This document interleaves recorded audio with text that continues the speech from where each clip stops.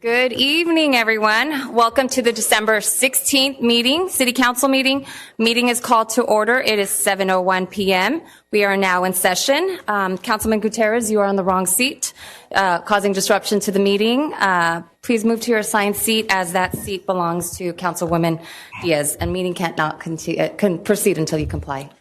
This is not. I have a nope, no statement. Council Gutierrez, this is your second warning. Point of order. You do not have the floor. Continue to refuse to comply. Disruption of the meeting. You're disrupting the meeting.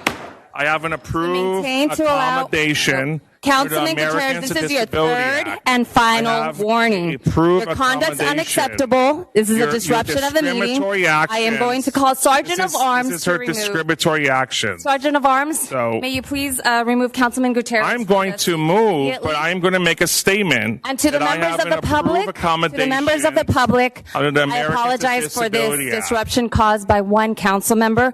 We will take a brief recess while the officers address the situation. Thank you for your patience, but you will be removed. Thank you for being discriminatory, mate.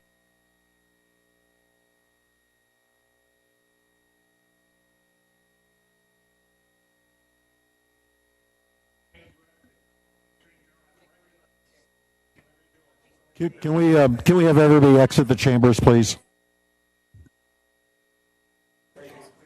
So now I will move to the HR has sent me. Racist.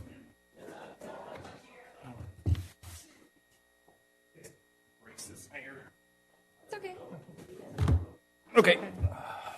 Oh, easy. Wow, that was easy. Okay. I'm sorry. I guess everybody can come back in. Yeah. You're being recorded, just so you know. That's fine. Just calm down.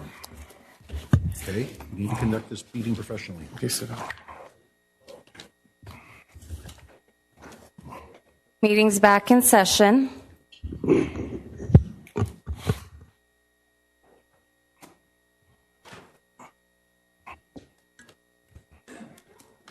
We'll have a councilwoman come to her seat. Thank you. And as presiding officer, I'd like to make sure that this meeting is conducted with decorum, respect. So now that this has been resolved, order has been restored, we will resume this meeting.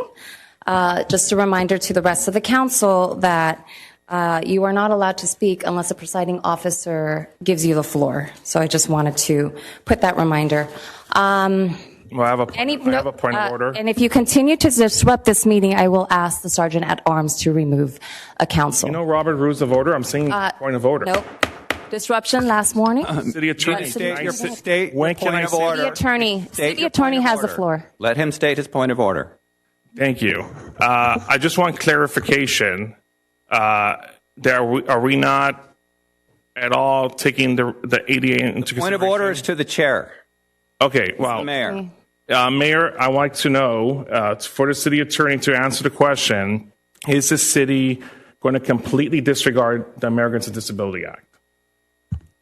City Attorney, would you like to answer? Mayor, it's up to you if you want to recognize this point of order or not. As we received the email from HR, we're not going to recognize it. We're going to continue this meeting.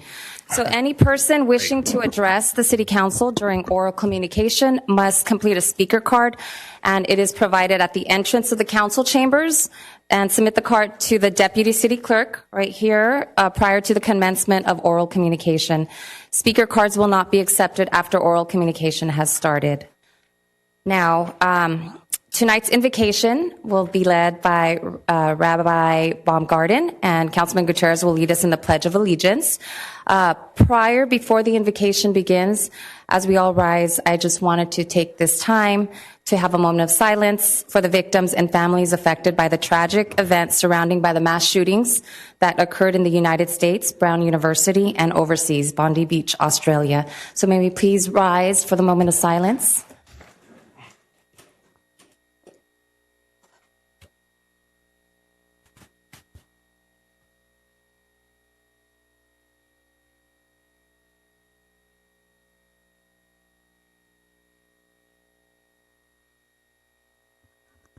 Thank you. May we please have Rabbi come to the floor for invocation.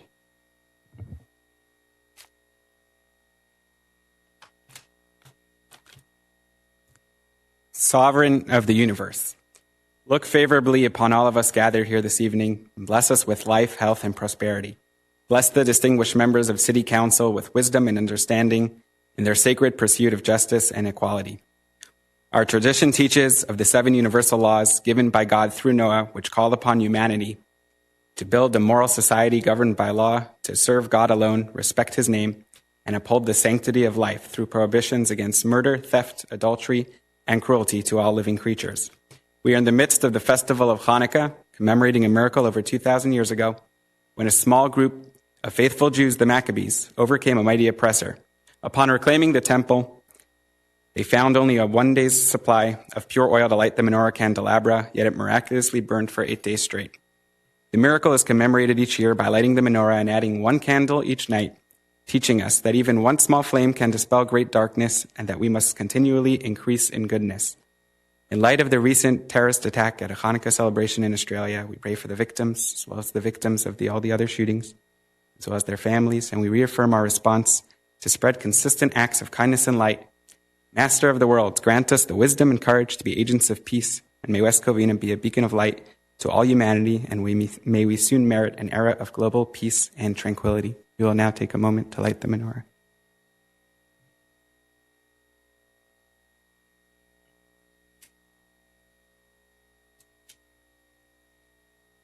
Baruch atah Hashem Elokeinu melech haolam asher kidishanu b'mitzvosav v'tzivanu lehadlik ner Chanukah. Baruch atah Hashem Elokeinu melech haolam she'asa nisim lavoseinu hayamim hahem bizman hazeh.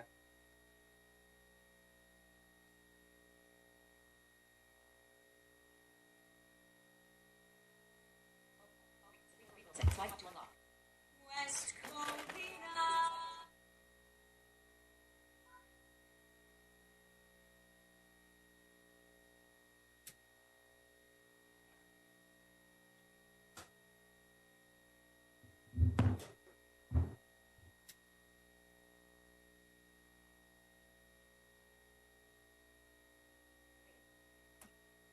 Thank you, Rabbi.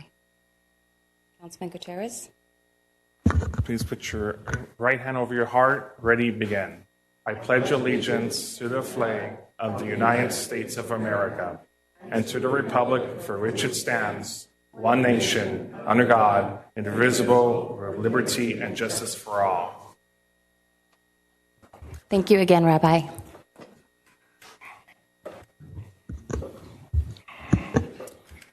A roll call, please. Good evening, Madam Mayor and council members. Roll call, Councilwoman Diaz. No, Oh, excuse me. the new rotational. Councilman Gutierrez. Here. Councilman Wu. Here. Madam Mayor, Councilwoman Diaz. Here. Mayor Pro Tem Contos. Here. Madam Mayor. Present. Thank you. As we did not have closed session this evening, there's nothing to report. Therefore, going city manager's report, I'd like to have the city manager's report go first. Is there anyone against it? Okay, great. Acting city manager, Mylan, please proceed with your report. Thank you, Madam Mayor. First slide. So the available property list in APL offers prospective business owners, business interested in locating for expanding within the city of West Covina available opportunities either for sale or lease. The APL is updated monthly. This month includes 25 properties for sale and 150 properties for lease. Please contact the listing broker with any additional questions regarding any respective opportunity. For questions on how the city can help your business, please contact the Community and Economic Development Department at 626-939-8417. Cameron Community Center's last movie night of the year was held on December 6th with a festive showing of Dr. Seuss' How the Grinch Stole Christmas. Participants were able to decorate a Grinch with stickers while enjoying some treats from the snack bar. City street crews were notified of a trip and fall issue at Cortez Park near the senior center facility. They quickly responded to the call, addressed the needs for repair. A decision was made to that a complete replacement of 65 feet of sidewalk was needed. They used 5 yards of concrete during this replacement and completed the repairs in a timely manner. West Covina Fire Department was out spreading holiday cheer by participating in the following events. December 6th, West Covina Firefighter Association Toy Drive and Car Show, a great event with a large number of toys collected and gave plaques for Chief's Choice, Best in Show, and Best Paint. December 12th and 13th, Fire Department participated in the annual Muscular Dystrophy Fill the Boot at Plaza West Covina and Eastland shopping malls and collected over $14,000. December 13th, Kiwanis Children's Parade. Our Let It Snow event brought out thousands of happy families, all ready to kick off the holiday season in the best way.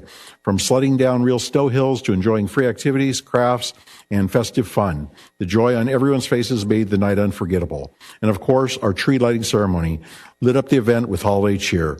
Thank you, West Covina, for showing up with so much love and excitement. Here's to a happy, bright, and magical holiday season for the entire community. In partnership with the City of West Covina, the Kiwanis Club of West Covina proudly presented its annual Children's Christmas Parade in Santa's Village on Saturday, December 13th in historic downtown West Covina, marking the largest parade since the event's inception in 2017. This year's celebration celebrated approximately 70 parade entries, including schools, community organizations, families, and local business. The hallmark of the Children's Christmas Parade is its dedication to spotlighting children of all ages in our community, celebrating their interests, talents, accomplishments, and placing them at the heart of the holiday season. In the 2026 homeless count is scheduled for Wednesday, January 21st, 2026 at the Cameron Community Center, 1305 East Cameron in West Covina. It is scheduled from 8 p.m. to 12 a.m. Volunteer opportunities are available. Anybody interested in volunteering can scan the QR code on the screen or can email our Community and Economic Development Division at ced@westcovina.org with your contact information to sign up and to get involved. On Wednesday, December 10th, the city received their new aerial truck, also known as boom truck.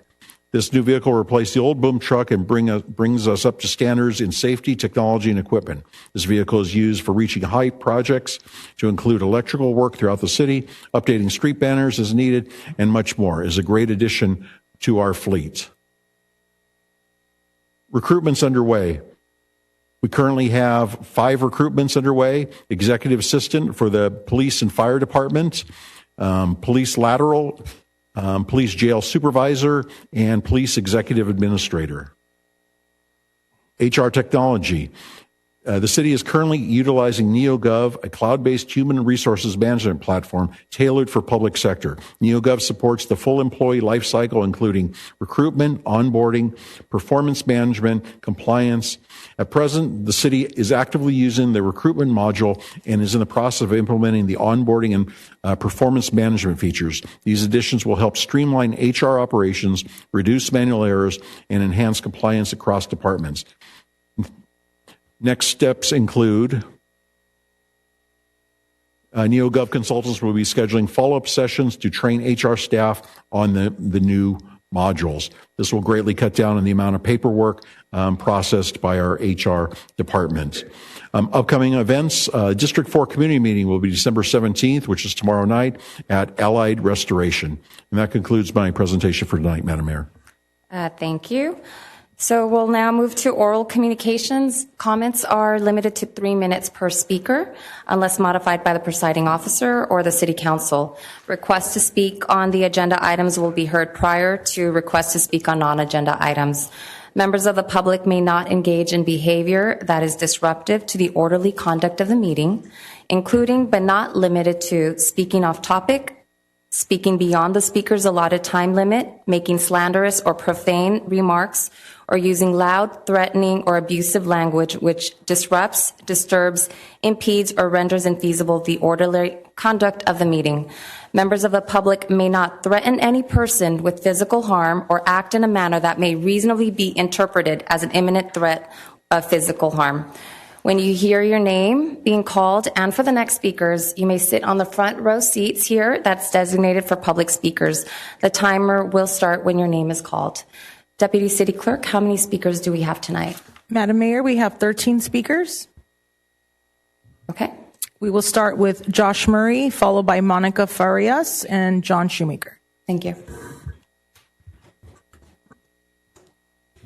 Hi, good evening, Mayor, members of the Council. My name is Josh Murray, and I am here on behalf of West Covina Library. Tomorrow, Wednesday, December 17th, from 3:30 to 4:30 p.m., children ages 5 to 12 and their parent or caregiver are invited to join us for a very special gingerbread man-themed story time. Join us as we share a few lively versions of this classic holiday story, and then we're going to cut out and decorate our very own gingerbread men for the craft. I'd also like to remind the community that we will close early at 5 p.m. on Wednesdays, December 24th and 31st for Christmas Eve and New Year's Eve. And we will also be closed on December 25th and January 1st for Christmas and New Year's Day holidays. We will, however, resume our normal business hours the day after Christmas and New Year's. And I do want to wish everyone a very happy holidays. Thank you. Thank you. Next speaker.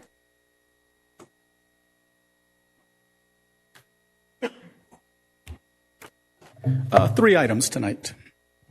First, I'm here to correct the record, make a brief announcement, and make a comment about the $1 million plus Athens payback. First, for the record, false narratives have been circulated specifically by Councilmember Brian Gutierrez, claiming that he silenced me.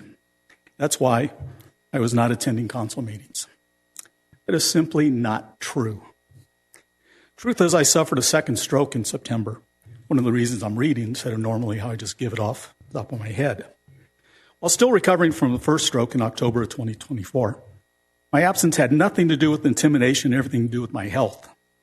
My health comes first above attending meetings that too often devolve into political posturing, petty arguments, and performative concerns that avoids the real problems facing our city. Now the announcement. As of yesterday, all charges against me were dismissed with prejudice by the Superior Court of the State of California in the Los Angeles County District Attorney's Office. The case had no factual basis, raised serious constitutional concerns, and most telling, the complaining witness failed to appear at two separate hearings. Failed to appear twice. Failed to attend a hearing where he could have made a statement to describe any alleged impact. Where was that person? I understand was about 100 feet from the courthouse here in this building. Why do I raise this tonight? Because Councilmember Gutierrez attempted to use his contacts and influence within the city and the Los Angeles County District Attorney's Office, have me charged with electronic harassment for truthful social media posts and lawful comments made during council proceedings. These comments were never objected to by anyone during the meetings and were never removed by social media platforms for violating community standards. Mind you, they'll remove you for saying the wrong pronoun. Councilmember Gutierrez may attempt to distract for this failure by referencing a separate civil matter currently before the appellate court, after the judge in that case acknowledged limits in correcting an error. I will allow him to explain what I cannot address at this time, even though statements were truthful, a fact he has acknowledged in court filings, other legal proceedings, and before this council. I raise this for one reason, to send a message to anyone who has been threatened, intimidated, or made to fear him. You are not dealing with someone powerful. You're dealing with someone who retreats when required to put claims on the record. I stand here as proof that intimidation fails when met with facts in the law. To city employees, if you are targeted for actions taken within the scope of your duties, the city is legally required to defend you. You do not stand alone, stand up, stand tall, and we will prevail together. Finally, to anyone facing bullying or abuse of authority, I invite you to contact me. I have documentation showing a clear pattern of contradictory, unreliable conduct that speaks for itself. Thank you. Thank you. I'm glad you're back healthy. Next speaker. Monica, Good evening, Madam Mayor and council members. We'd like to speak today on behalf of the Greater West Covina. My name is Monica Farias. I'm the President and CEO of the Greater West Covina. We'd like to speak on the Athens 12th Amendment. The Greater West Covina Business Association understands that California is not building new landfills, and existing landfills are closing and reaching capacity. Removing organic materials and recyclables away from landfills is a necessity to extend landfill life and avoid skyrocketing disposal costs. GWC also understands that Senate Bill SB 1383 is not optional. It is a state law. SB 1383 is an unfounded mandate, places a burden on cities and local businesses.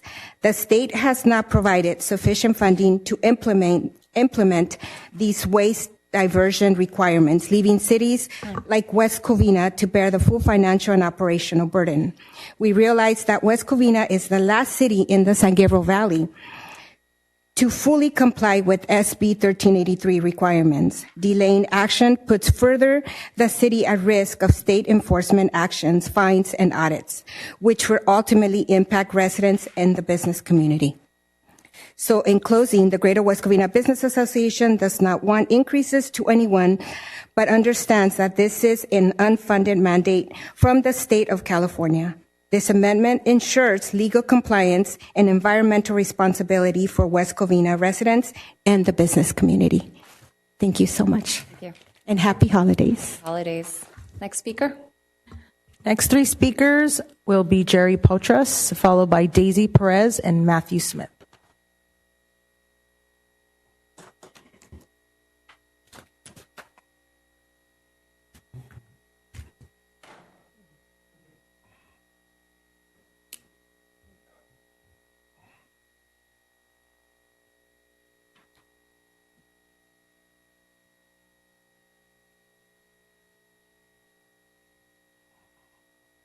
Good evening, everyone.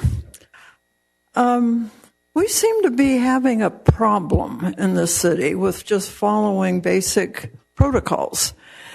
And for the last year, I have watched the protocol that has driven me bonkers. It's the placement of the American flag. It's not a photo prop. The federal government actually has guidelines, rules, protocols on where the American flag is supposed to be when there's other flags. And I'm asking the mayor this year if she will change and put the flags in properly. I've passed out to the council an excerpt from the federal government. I've given the city manager the entire flag thing. I know he knows how to get it, and I'm sure he knows about it. But to sit and watch meeting after meeting after meeting with the American flag in the lowest position that it means nothing has been infuriating for the last year. Please change the flag. Thank you. Thank you. That'll be corrected. Next speaker.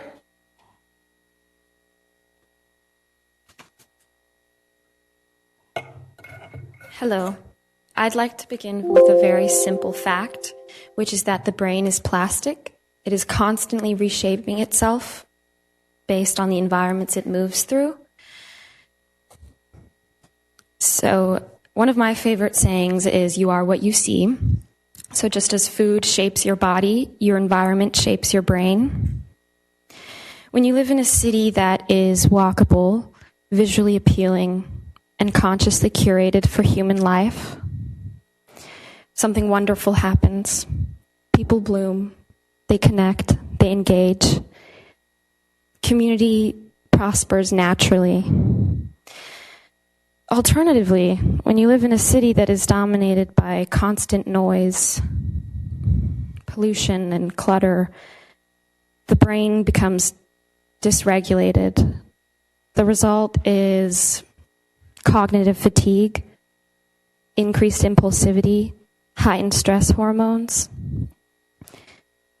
So I want to leave you with a very important question, which is, how can you expect upstanding and engaged citizens when our very environment undermines those capacities?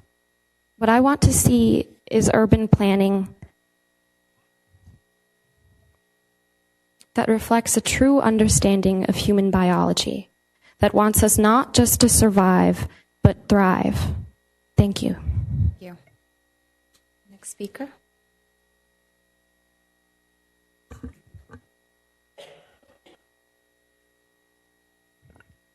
Good evening, City Council. I am Matthew Smith and co-chair of the historic West Covina Business District, along with Doug Ford and Forrest Tennant. I will be speaking on behalf of the 18-member district tonight. The historic West Covina Business District is very concerned about the city's recommendation of item number 2, which is on consent of tonight's agenda. In Amendment 12, it states that the city is recommending a 17% pay hike for trash collection for businesses to the City Council. The HWCBD thinks that this is an absolutely unfair burden to place on your city businesses. We also acknowledge that there is a state unfunded mandate that has to be addressed, and the HWCBD would like to work with the city to problem solve the cost of this mandate and come up with a fair solution for everyone. It is our request that this item be pulled by the City Council until dialogue can occur with who it affects the most, city businesses.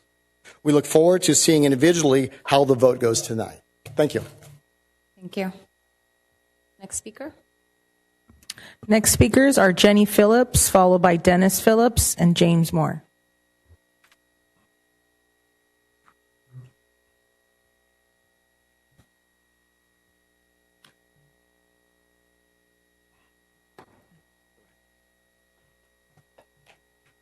On September 12th, I found my brother's body at 925 South Belinda Avenue here in West Covina.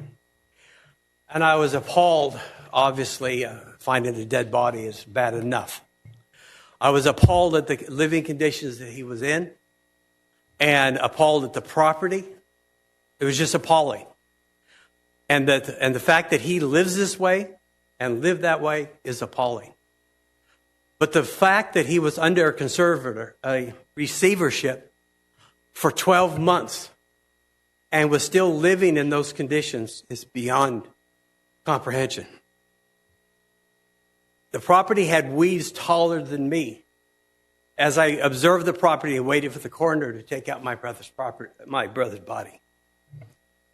3 days later, I returned to the property and cleaned up the parking and the front yard and down the driveway because they couldn't take the body out. I had to make a pass so they could get the body out of the property.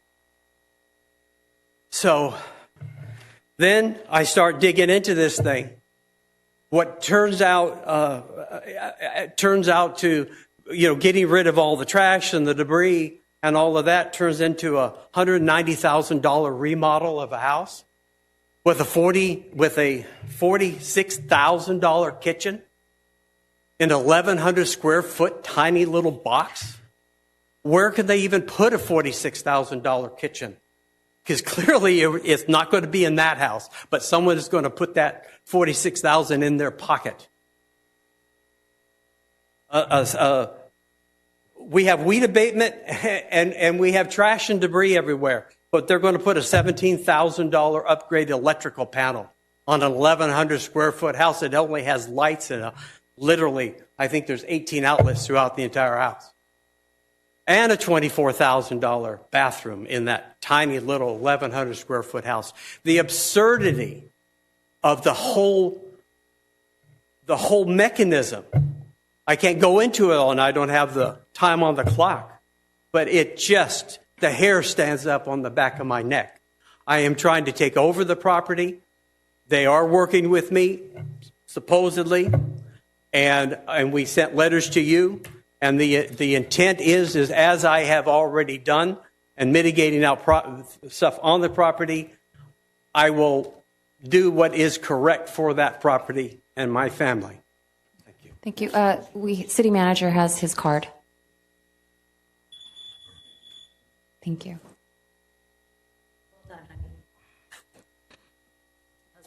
Nice. Okay, so today when Dennis was away from home doing some other jobs. Can you put your speaker microphone sorry about so we could that. hear you. Thank you.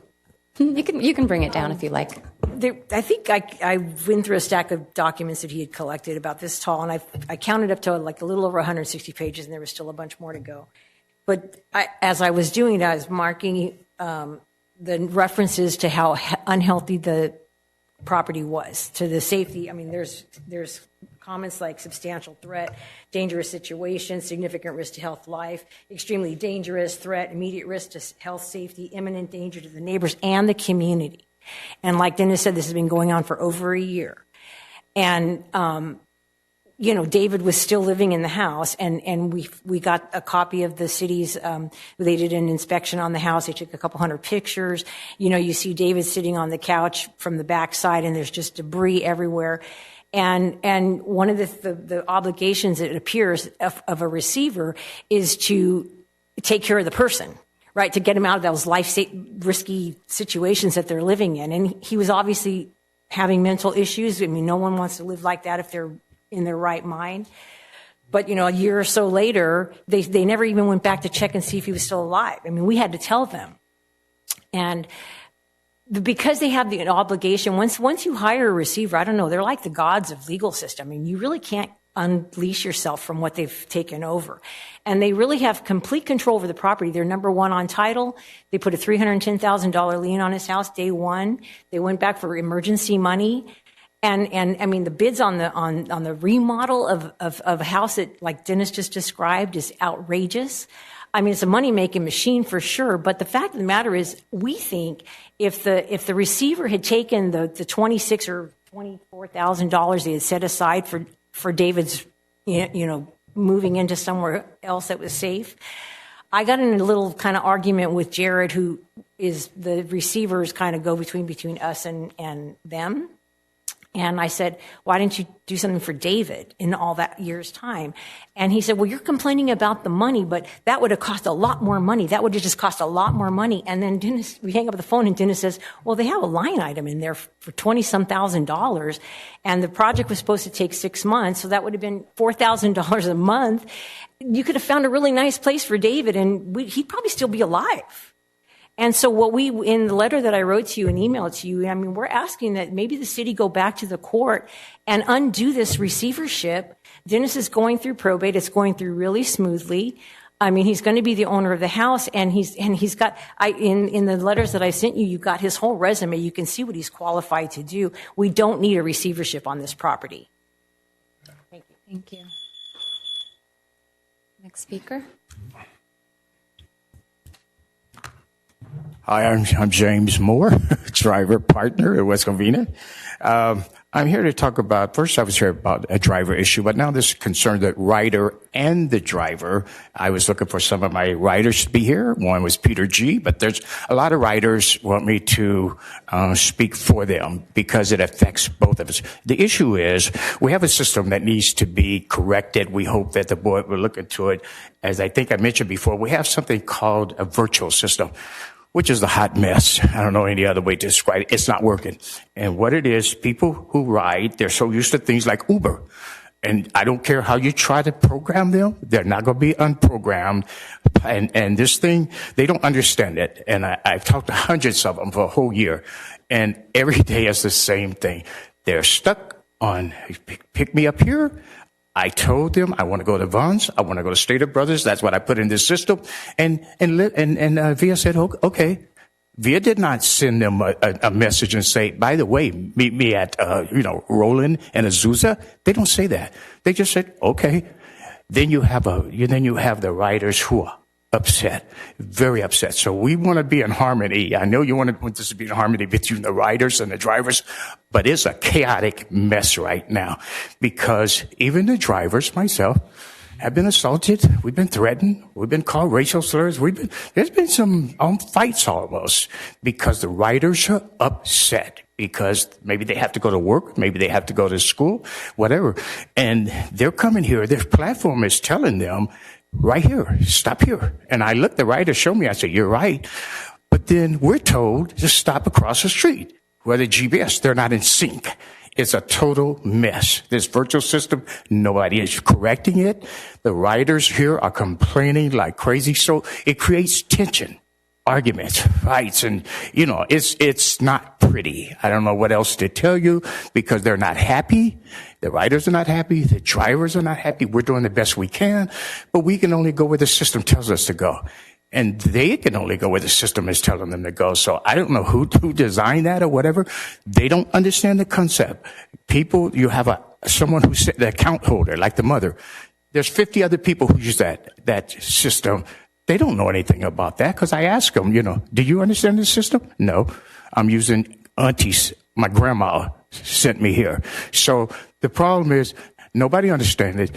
There's been no education, no training, nothing in the system to explain to them. Virtual, it is confusing to a lot of people. They don't get it. And we are not doing anything to help them get it. That's the main problem. And so they're confused, and it causes a lot of fights and arguments. We got to correct it. Thank you. Next speaker. The last four speakers are Jim Grivich, followed by J.D., followed by Steve Bennett, and lastly, Doug Ford. Thank you.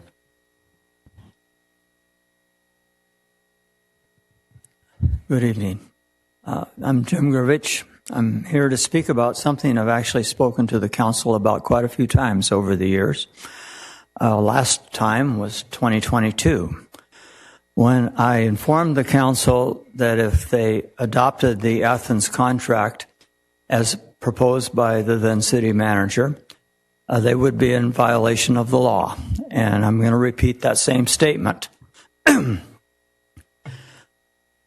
Supreme Court of California ruled in 2022 that the imposition of a franchise fee in conjunction with trash pickup fees is a violation of what we call Proposition 13 and its corollary amendments, that you cannot have a tax increase without a vote of the people. The franchise fee, as administered by West Covina, is a tax increase.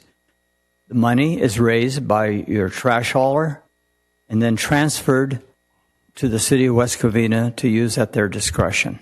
That's a tax increase without a vote of the people.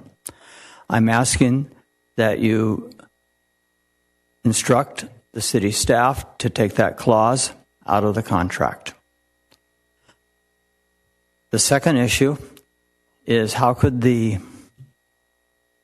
trash hauler afford to pay for this extra money that's just being given to the city to do as they wish? Well, they're having an excessive cost increase in this contract. You already heard one complaint about it.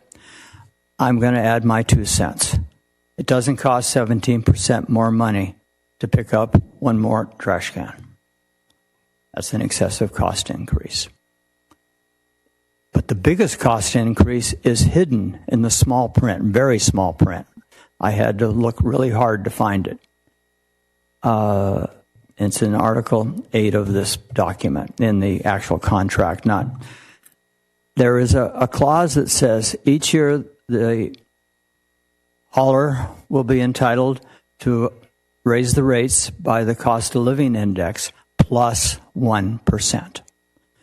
The plus 1% doesn't sound like a whole lot, but if you add it on for every year for 25 years, you've increased the cost by 30%. That all goes into the pocket of the hauler. And of course, they end up with way more money than paying an extra $1.5 million to the city. So $3 or $4 million for them, $1.5 million for the city. What's going on here? Thank you. Next speaker. JD.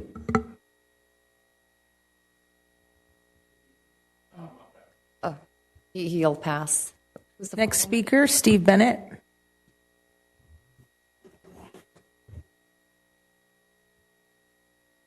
Good evening, guys. Love coming back here. It feels great to be able to walk in and feel safe. I got a couple issues. Jim just alluded to it. A couple people have talked about it. So let's talk a little bit about the Athens contract. Jim talked about the franchise fee. We all know that's a tax. That's basically you guys are the vendor. using the tax or using the franchise fee as a fee to use our streets or however we want to call it. But it's, as Jim pointed out and very eloquently, I'll let you sit on his words, that needs to be removed. Let's talk about the $1.5 million. You know, I like Athens, right? They do good service. They've always been good with me. Nothing against the company by any stretch. But $1.5 million is a lot of money to give this city to fund Tony's festivals or whatever we're doing with that money. That's a tax as well. Jim talked about the franchise fee being a tax. But the reality is our rates are higher. Again, as Jim eloquently pointed out, took some of my thunder, but it's okay. It's a tax. It's a stealing of the residents, the taxpayers, my money, their money, your money, our money, to give the city to piss on whatever they want. That's really what it is. It's your fund money. It's to fill the holes of the $1 million you're moving from the reserve funds because we're bad planners and we tried to pass a budget that wasn't accurate. That's what it is. It's $1.5 million that if you took that and divided it out by every customer of Athens and West Covina, we would see a rate decrease instead of increase. We could see a savings of money. You would see some of the residents who are financially challenged being able to afford a little bit more. It may be 50 cents, it may be $10. Still money in their pocket.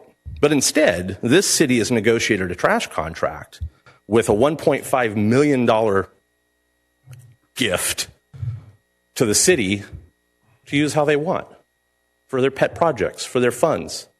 You guys are taxing the residents in a roundabout way. It may not be called a tax, but you're basically stealing from the taxpayers, from the people who you're supposed to represent.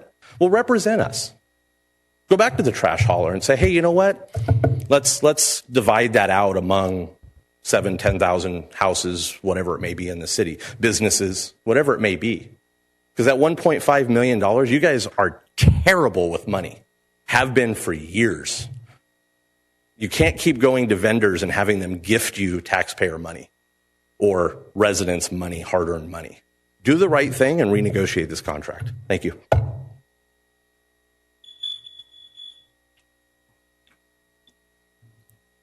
Hi, guys. My name is Doug Four. I live in District 5. I have restaurants in District 3, a couple businesses. I want to talk about Athens. Nothing against Athens. I think they're a great company. I think the gals that sit back there, I've got to know them over the last year or so. I think they're great people. This is not an attack on them. 17%. I will just want to read you guys my last bill from Bund Street, just one of my locations, the month of November. I have to lock my lid because if I don't lock my lid, I will get people to come throw stuff in, and then I get $120 over the top fee, okay, which sucks. So we started locking our lid. So my locking lid fee was $87.36 with a franchise fee on top of that of $9.71. My fee to pick up up to 5 times a week is $879.85. My franchise fee on that was $97.76. My next fee was called a waste management surcharge fee, which was $25.90. My next one is organic fee of $5.78 with a franchise fee of 64 cents. My next fee was a trash locking fee again for $94.90 with a franchise fee of $10.94. My next fee was a one-time setup fee for $39.76 with a franchise fee of $4.42. My total bill for my one location was $1,258.62. It's not 17%.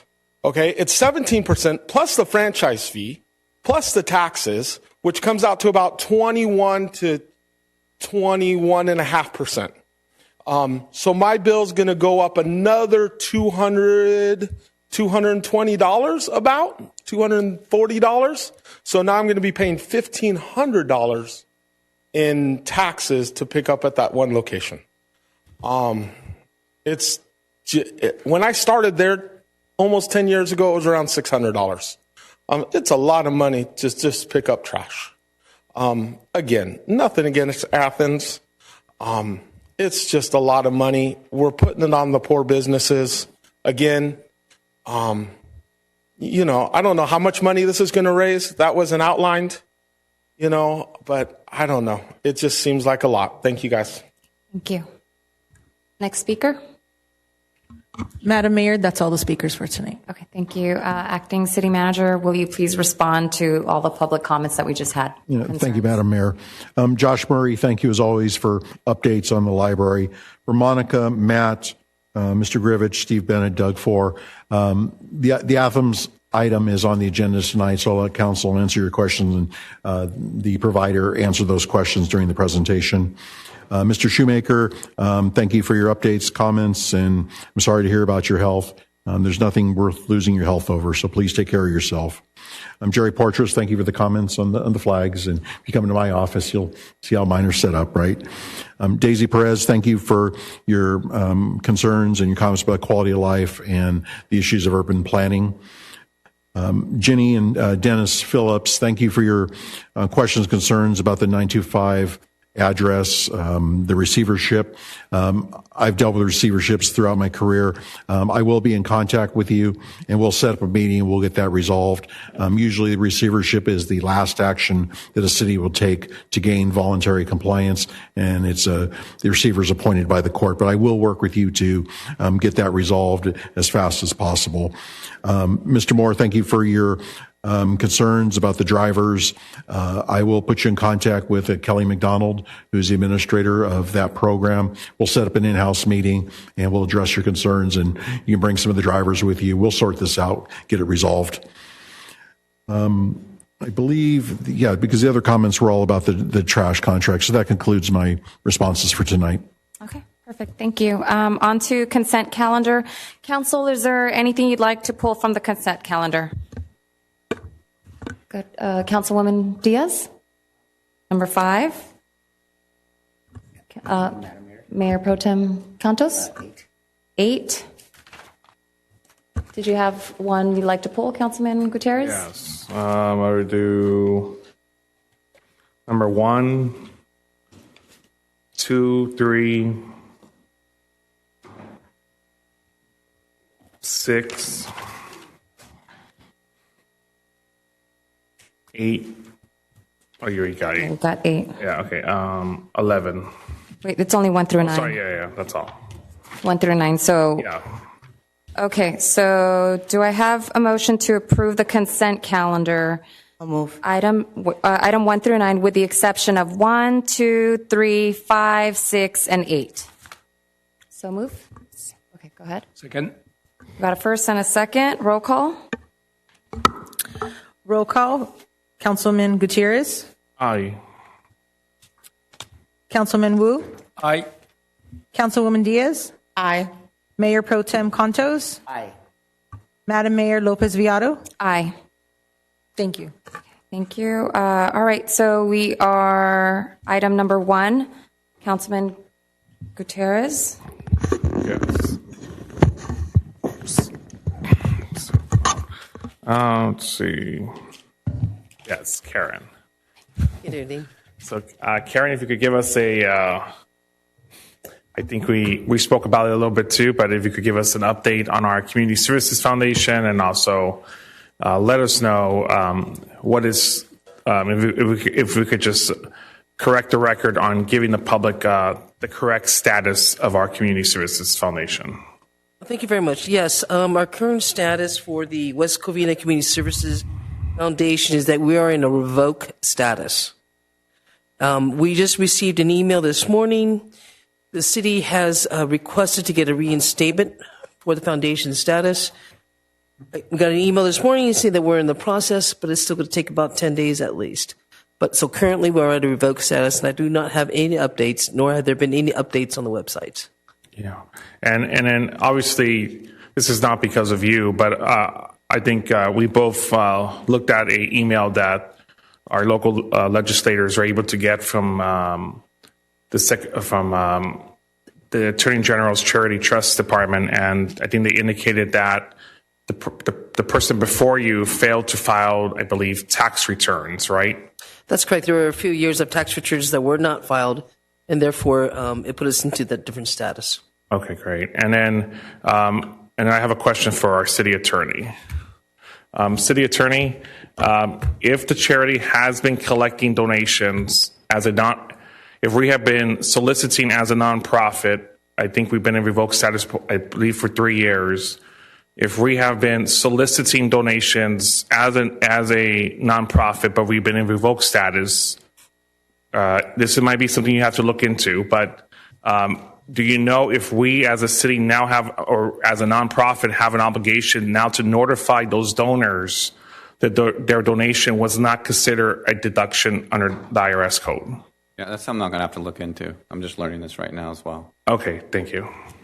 And that's all my questions. Thank you, Karen. Thank you. Do I have a motion?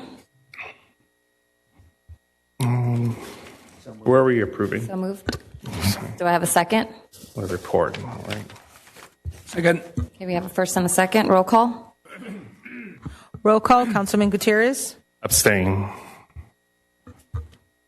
Councilman Wu. Aye. Councilwoman Diaz. Aye.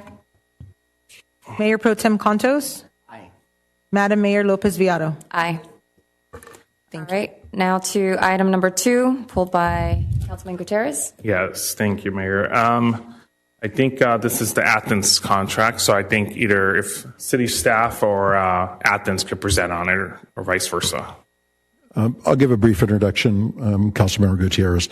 So, Honorable Mayor and members of the City Council, in September 2016, Governor Brown signed into law Senate Bill 1383, an unfunded mandate that requires all cities to set goals to reduce the disposal of organic waste in landfills, including edible food.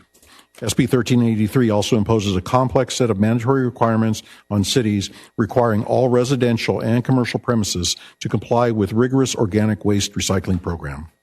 In 2021, the city entered into negotiations with Athens to amend the existing agreement to comply with the state's unfunded mandate, SB 1383. In 2022, a proposed amendment to the agreement was presented to the City Council. After discussion, the item was tabled and negotiations continued. The proposed amendment before you would bring the city into compliance with the state's unfunded mandate 1383. Enforcement for noncompliance, including potential fines, began in January of 2024. Penalties for noncompliance of 1383 are up to $10,000 per day. Just today, we have been notified that Cal Recycle will be conducting compliance inspections in early January 2026 to confirm the city is or is not in compliance, and we are subject to fines at that time. We have Athens here also to answer any further questions. Councilman Gutierrez, you would like to ask any questions? Yes, if Athens could. Oh yeah, here you go. Sorry, Athens is here. Yes. Yeah, I think Mylan said it too, and then why is there a is this the one with the 17% increase? Yes, that's correct. Okay, if you could just explain what was that for? Sure. Or why? Good evening, Mayor and City Council. My name is Liz Ramirez, Vice President of Government Affairs at Athens Services. So as City Manager Mylan mentioned, this is a state mandate. It is the most monumental state recycling legislation that has hit this industry in the last few decades. There's about 6 different components that the city is required to comply with.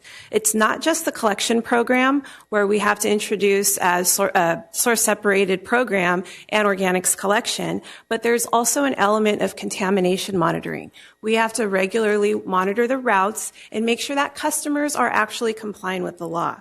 There's waste assessments we have to do at our facilities to look at all of the inbound loads that are coming in. We have enhanced outreach and education that is part of this, as well as procurement. We have to procure a large amount of compost and mulch on behalf of the city and find a beneficial reuse for it as well.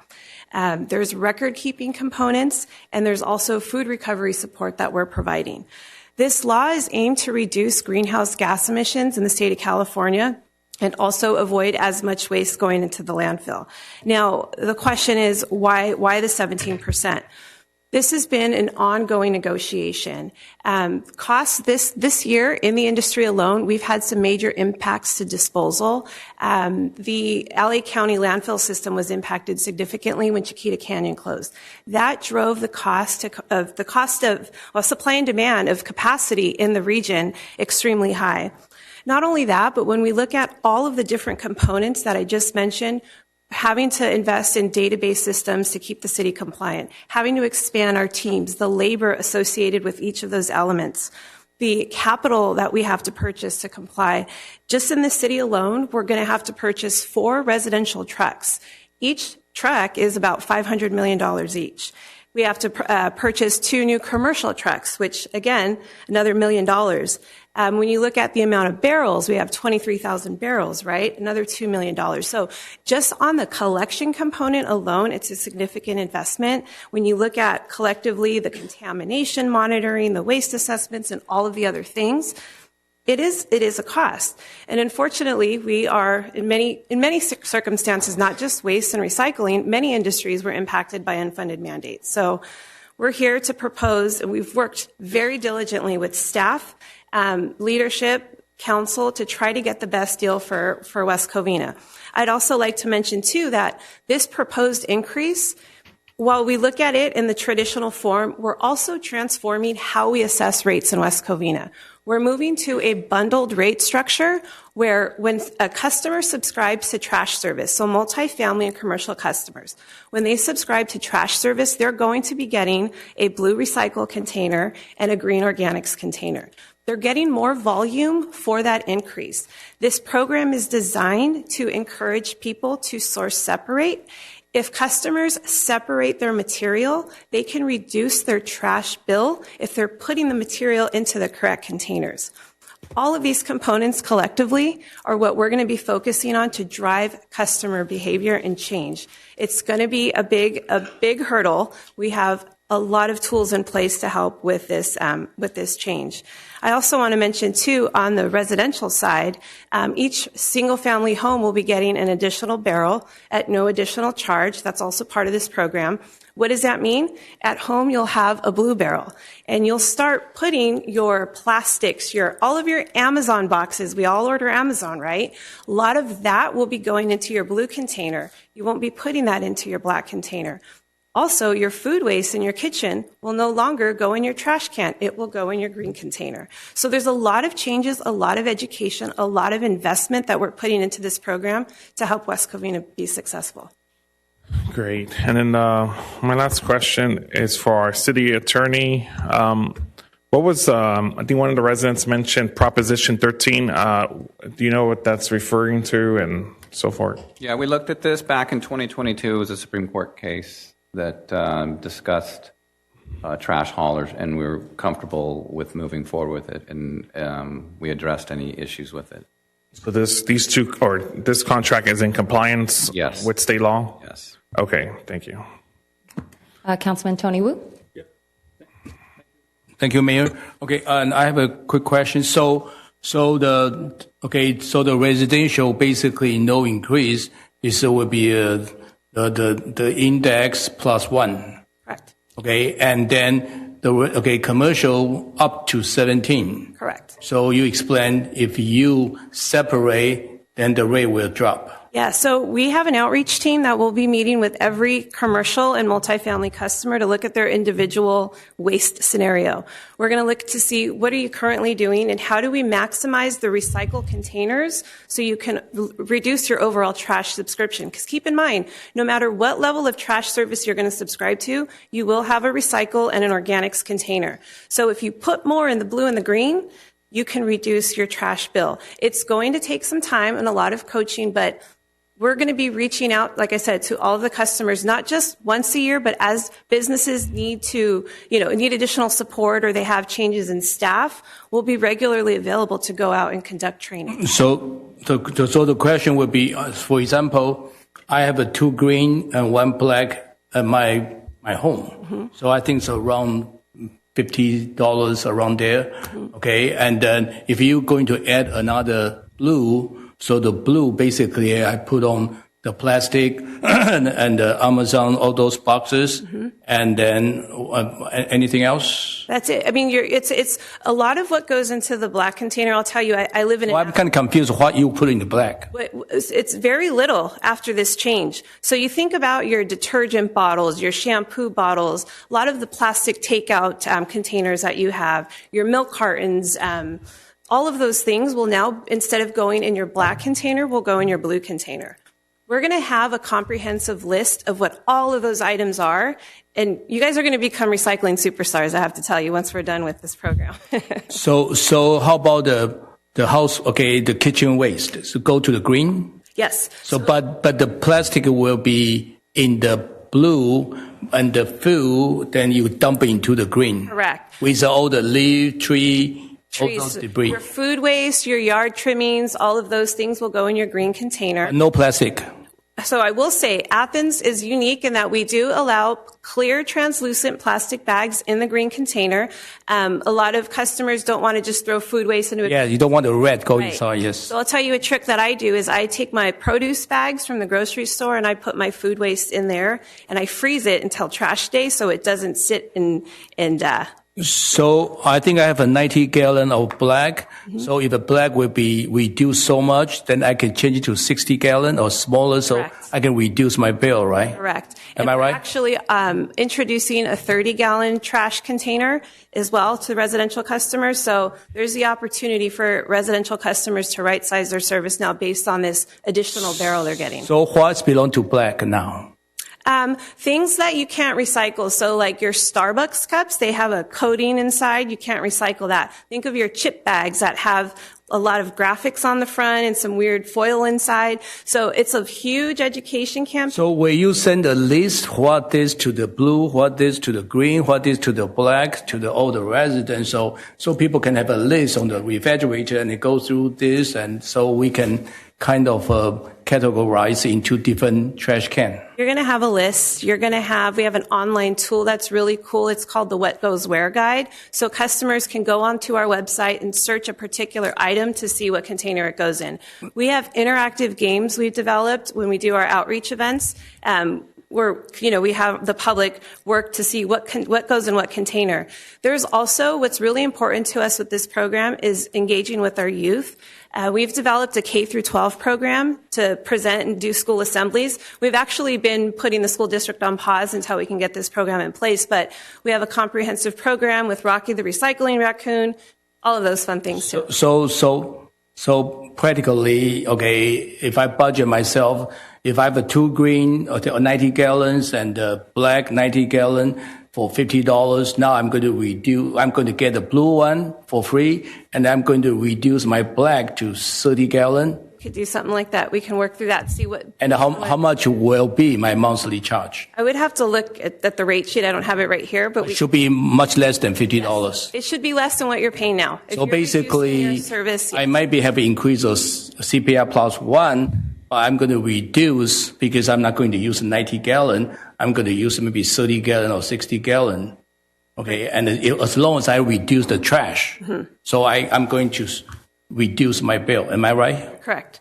And for the commercial, I think I have a concern about 17% increase, but you're talking about if you put a green more and, for example, my office, I have a trash bin. I think I paid $100 or $200 a month. Okay, so that trash bin, how you separate with the green and the blue and the trash bin. For the commercial, most of the commercial is trash bin. Yeah. It's not with the blue or green or that kind of thing. But I think I have a green and a big trash bin. Yeah.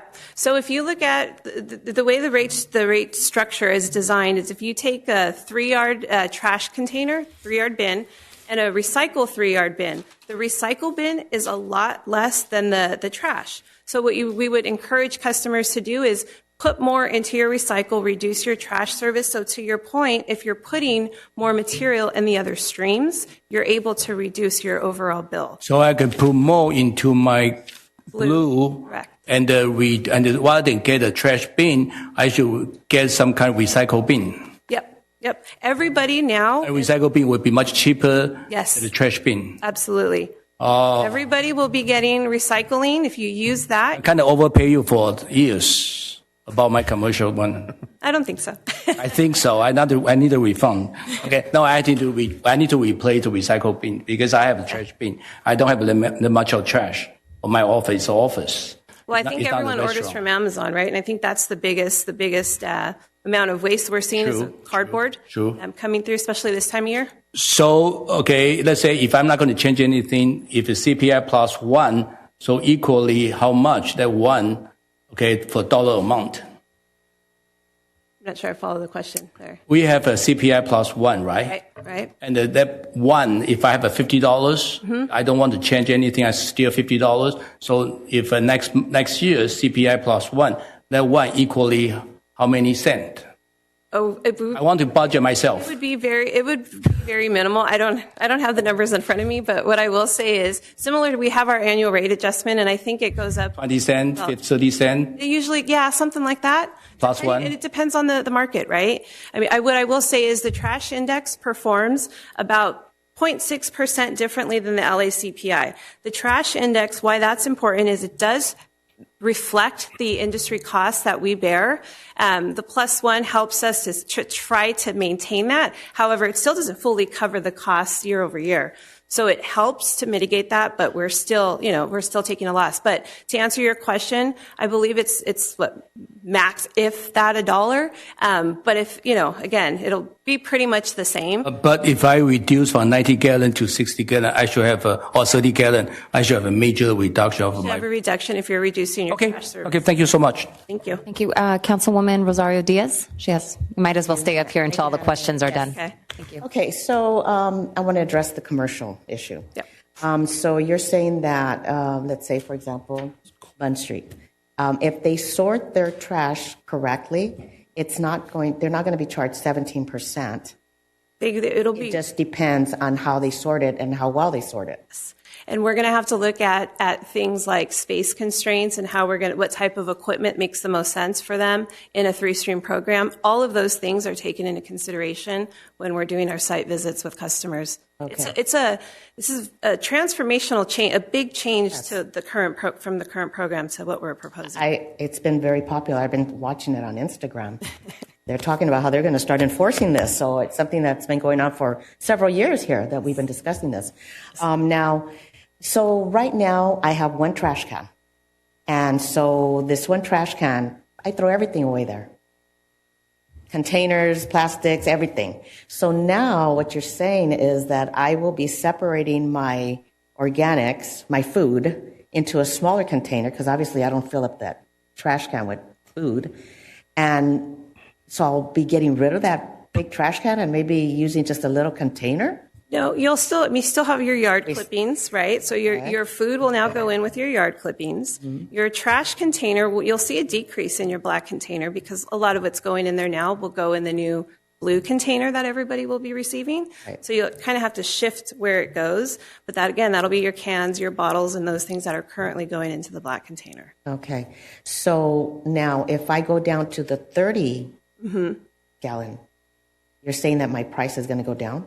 There's different rates for different sizes of service in the rate sheet.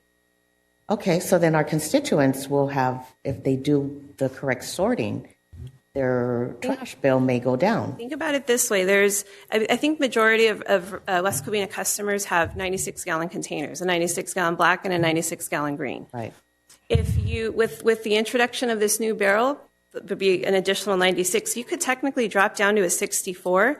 3 64s would equal the current 2 96s. So there's some movement there, right? And ability to try to be better stewards of the environment and also try to lessen the impact of. My mother lives in Pico Rivera, and they do that. She has a little container for her food, and she has a larger container for her recycles. And I think it's a hassle, but, it's something we have to do. It's mandated, so we're kind of forced to. So, okay, thank you. Do I have any other questions? Yes, Pro Tem Olicantos. Thank you. Liz, can you describe the the planned implementation of this that would be starting in January? Yeah. So we will be coming back with full details. I can give you some high level. One of the things we'll do once this program is approved is we have to order the containers. So there's, I think, about a 6 to 8 week lead time to actually get those going. But we will start our site visits with our commercial and multifamily customers immediately. The outreach and education piece is going to be huge. We have a full plan that includes all of the different engagement efforts with nonprofits, different town halls, different social media, mailing campaigns, and all of those things. That's going to be, I think, the biggest component is just touching everybody so they understand this change and what's coming.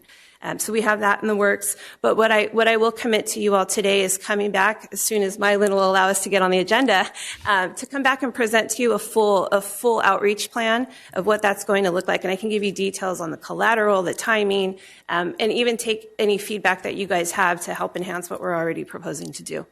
Thank you. And at the risk of sounding repetitive, just to make sure I understand this correctly, there is no increase to residential customer rates? That is correct. No increase, and they will be getting more capacity because they will be getting an additional blue barrel. And because of the additional blue barrel plus change in recycle behavior and such, that could actually lead to the possibility of actually reducing trash costs because of more of the waste being recycled as opposed to put into the landfill. That is correct. And that would then lead to an aggregate effect of having an impact on the environment positively. Correct. And in support of businesses who are worried about the 17% increase, you're telling us that because of the change with the way that everything will be broken down and divided, the businesses actually have an opportunity to reduce their costs? That's correct. They have the opportunity to reduce their costs if they embrace this program and really take advantage of the source separation that we're offering and utilize our outreach team to do that. So essentially, there's a win-win-win opportunity, what you're saying, because of a less of a adverse impact to the environment because of the limited amount of space in landfills, with residential customers having an opportunity to lower their rates, even though their rates aren't being raised by this, and with businesses having an opportunity to lower their costs. Yep. Is that what you're saying? Yes, and right-size their service. Absolutely. Thank you. No more questions. Thank you. Councilman Gutierrez? Yes. So I just want to clarify, residential customers are not going to get an increase at all? Single-family residential customers, correct. Okay. And is there going to be, sorry, that's brief. And is there, sorry. My God, sorry. They're not going to be an increase. And then is there a consequence if they don't, for residential customers, if they don't sort them? So the SB 1383 does have provisions that require the city to monitor for contamination. So there will be a point in time where we will be sending notices if customers habitually contaminate. There's a whole program in place where we will notify them several times before any sort of contamination fees would be assessed. And again, this isn't something that Athens or the city is proposing to do. This is written in the SB 1383 regulations.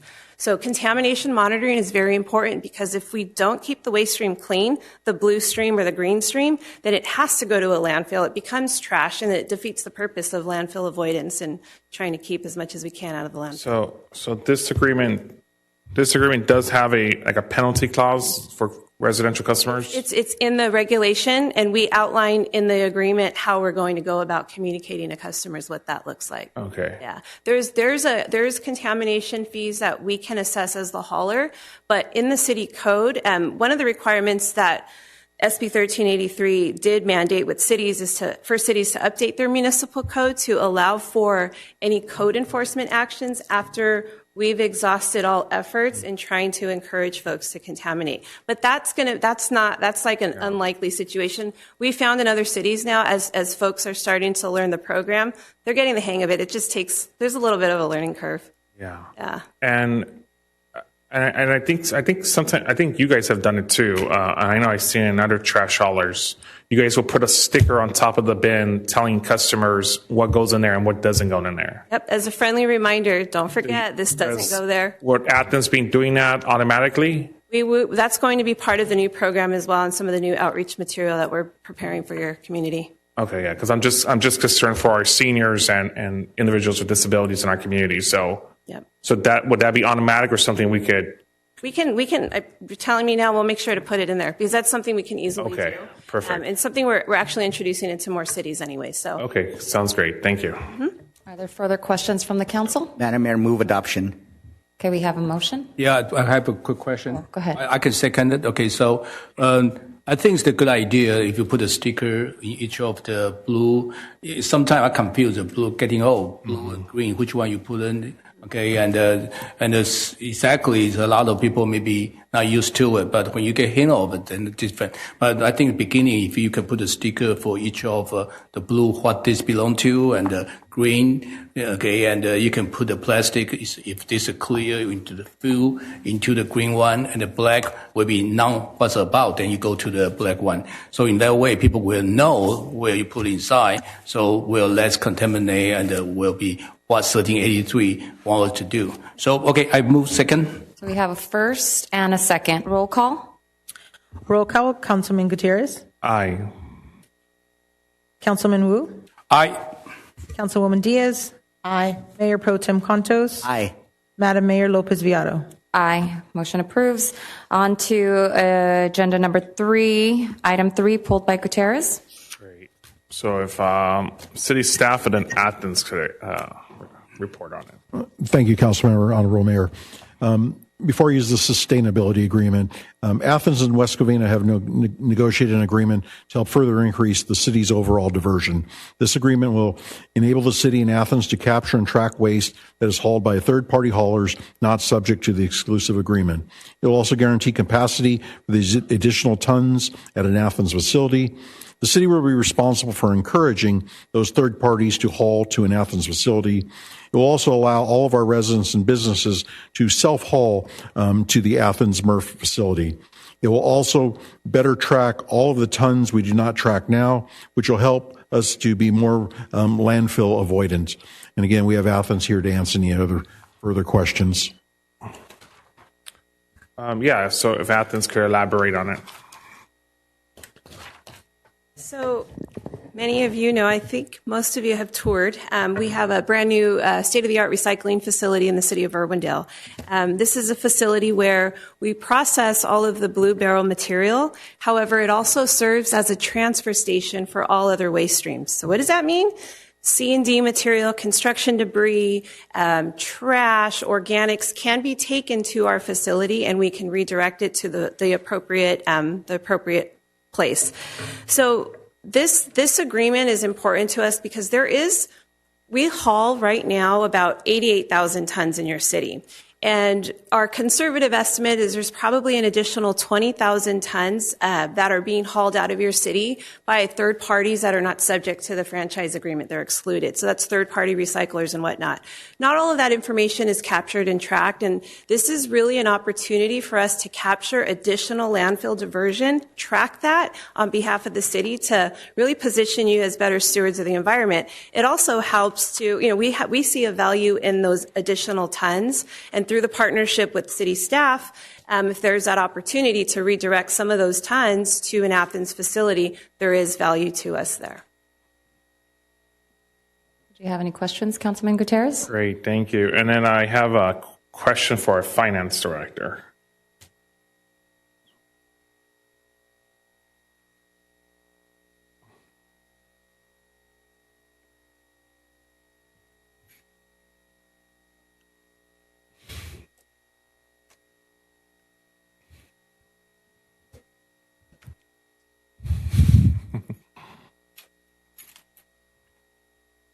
Yes, Councilman.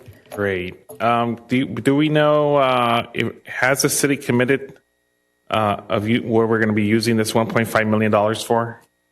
It's included in the budget, the annual adopted budget. Okay. Is it going towards new police? Did it go towards new police officers? It went to general fund, and yes, you could say it was allocated to the police. But it went overall to the general fund budget. Okay, great. I think that's all for finance. Thank you, Karen. Okay, great. And then also, let's see.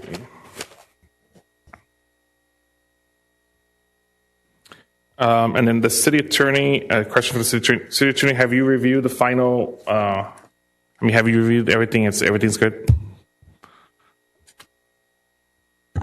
Yes, everything's good. Okay, great. Okay. I think, and then I think the last question was, and then I think just for the community's awareness, I don't know if it's staff, whoever wants to talk about it, or Athens, or maybe staff. I think one of the great things about this contract, that this new contract is not an evergreen. It's actually, there's a lot of accountability measures. I think the city worked hard to make sure that our residents were protected in the long run, and that the city has different options. So maybe if Athens or whoever wants to speak about what the contract specifically is about every 5 years, and specifically the oversight stuff and things like that. So, yeah, I mean, again, the agreement encourages the city to help redirect tons to an Athens facility. It is on a 5-year basis, so it will remain as a 5-year term unless either party triggers the contract and terminates. Great, thank you. That's all my questions. I'll make a motion to approve. Do I have do I have a second or other additional questions from the council? Okay, we have a first and a second. Roll call. Roll call. Councilman Gutierrez. Aye. Councilman Wu. Aye. Councilwoman Diaz. Aye. Mayor Pro Tem Contos. Aye. Madam Mayor Lopez Viado. Aye, motion approves. Agenda. Okay, on to item number 5. Was that pulled by Councilwoman Rosario Diaz? Go ahead. Thank you, Madam Mayor. I pulled this because this was an item that was brought forward earlier in the year. And I thought we had talked about waiting until we had the park master plan finished. And I know that it was estimated that it was going to be done in November, but it wasn't. So I'm just wondering why we're bringing it forward if we haven't had that done. Thank you, Councilwoman Diaz. I'm going to ask Brian Cervantes and Michael Lloyd to come up and elaborate on this item. Mayor Pro Tem, Councilwoman, agree that the intent when we brought this previously, council rejected those proposals, was to bring it back once the master plan, but as part of that direction, it was staff's understanding, again, assuming it would be done in November, was to bring this back in December. So we're trying to honor the direction that was provided with the understanding that the master plan isn't quite to the finish line. I appreciate that. We're seeking direction on should we move forward or wait. Okay, thank you. Thank you. Is there additional? That said, I would, I don't want to move forward with this until we get that master plan. So I don't know if you table that or just wait. I agree. So I'll make a motion to bring this back once the parks plan is done. So once the park plan is done, if we could immediately bring it back to whenever meeting is available. You want to move the motion? Second. I'll move the motion. So motion and a second. Roll call. Roll call. Councilman Gutierrez. Aye. Councilman Wu. Aye. Councilwoman Diaz. Aye. Mayor Pro Tem Contos. Aye. Madam Mayor Lopez Viado. Aye. We're going to hold this off. Thank you. Now to item number. If I could just something. And Gutierrez. Yeah, and just to explain to the community, we're not throwing off the dog park idea. The parks plan is going to have, I think, some conceptual designs. I think we have the past and some that were done, I think, recently. So it's just waiting to get that parks plan. So we're all making sure our parks look beautiful and prosperous. So thank you.